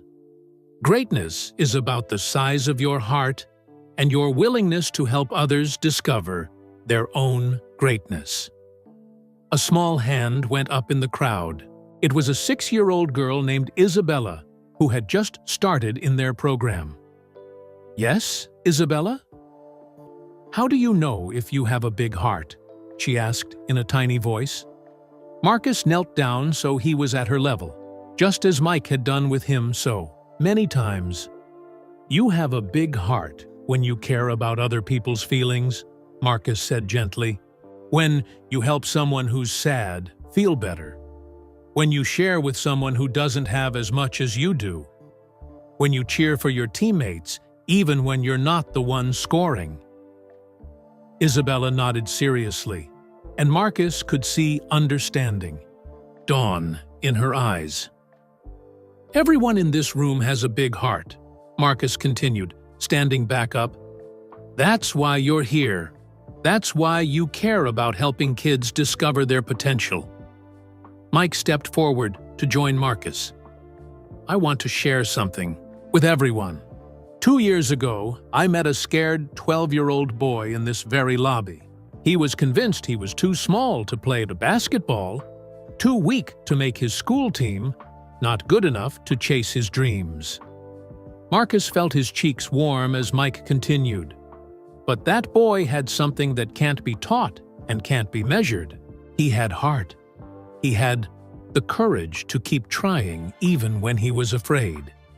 He had the kindness to help others, even when he was struggling himself." Mike put his hand on Marcus's shoulder. "That boy is now a young man who has helped 27 children discover their own potential this year. He's become a leader, a mentor, and living proof that Roberto Rivera was right. Everyone has greatness inside them." The crowd erupted in applause, but Marcus barely heard it. He was thinking about the journey that had brought him to this moment, from the scared boy in the lobby to the confident young man standing before a room full of people whose lives had been touched by his father's wisdom. After the formal presentation, Marcus found himself back in those same leather chairs where his story had begun. This time, he wasn't alone. Carlos, Sophia, Isabella, and several other children from their programs had gathered around him. "Tell us the story again," Carlos asked, "about how you met Mike." Marcus smiled. This had become a tradition. The kids loved hearing about his first encounter with Mike, about being mistaken for a janitor, about learning that heart mattered more than height. "It all started right here," Marcus began, settling into the familiar story. "I was sitting in this exact chair, holding a basketball tryout flyer, convinced I would never be good enough." As Marcus told the story, he noticed Mike and Rosa standing nearby, listening with smiles on their faces. Behind them, Patricia was taking photos, documenting this moment for the Foundation's archives. "And then, what happened?" Isabella prompted, when Marcus paused. "Then I learned the most important lesson of my life," Marcus continued. "I learned that being great isn't about being the best at something. It's about being better today than you were yesterday. It's about helping others discover their own greatness." "And now you're teaching us the same thing," Carlos said excitedly. "That's how it works," Marcus agreed. "Someone believed in me, So now I believe in you. Someday, you'll believe in other kids who need someone to believe in them. As the evening wound down and families began to leave, Marcus found himself alone in the lobby with Mike and Rosa. Three of them sat in comfortable silence, watching the last few people exit through the same doors where this whole journey had begun. "Roberto would be so proud," Rosa said softly. "Not just of what you've accomplished, Marcus, but of who you've become. You've honored his memory in the most beautiful way possible." "We all have," Mike added. "This foundation, these kids we've helped, this community we've built, it's all a testament to Roberto's belief that everyone deserves to have someone believe in them." Marcus looked around the lobby one more time. "You know what's funny? 2 years ago, I thought my story was about making a basketball team, but it was never about basketball at all." "What was it about?" Rosa asked, though she already knew the EBUA answer. "It was about learning that when someone believes in you, it changes everything. Not just for you, but for everyone whose life you touch after that." Marcus stood up and walked to the window, looking out at the city lights of Charlotte. Somewhere out there were children who felt too small, too weak, not good enough. Children who needed someone to believe in them. "Mike," Marcus said, turning back to his mentor and friend, "I think we're just getting started." Mike smiled, remembering Roberto's words from so many years ago. Everyone has greatness inside them. They just need someone to help bring it out. The Janitor's game had become so much more than anyone could have imagined. It had become a movement, a legacy, a living testament to the power of believing in others. And in a hotel lobby in Charlotte, North Carolina, where a scared boy had once sat clutching a basketball tryout flyer, Roberto Rivera's dream of helping others discover their greatness continued to grow, one heart at a time. The circle was complete, but it would never end, because true greatness isn't something you achieve. It's something you pass on. That's the incredible story of how one act of kindness changed everything. Michael Jordan didn't just handle being mistaken for a janitor with grace. He used it to honor a promise and transform a young boy's life forever. Roberto Rivera's wisdom that heart matters more than height continues to inspire children around the world through the foundation that bears his name. Sometimes the smallest acts of believing in someone can create the biggest changes. We'd love to know, where are you listening from today? Drop your city or country in the comments below. If this story touched your heart and reminded you that everyone deserves to have someone believe in them, please hit that like button and subscribe to our channel. When you subscribe, you're helping us spread more stories of kindness and hope to people who need them most. There's another amazing story waiting for you right now. Just click on the video appearing on your screen. It's about how one teacher's simple act changed a student's entire future. Remember, greatness isn't about being the best. It's about making others better. Go out there and be someone's reason to believe in themselves today.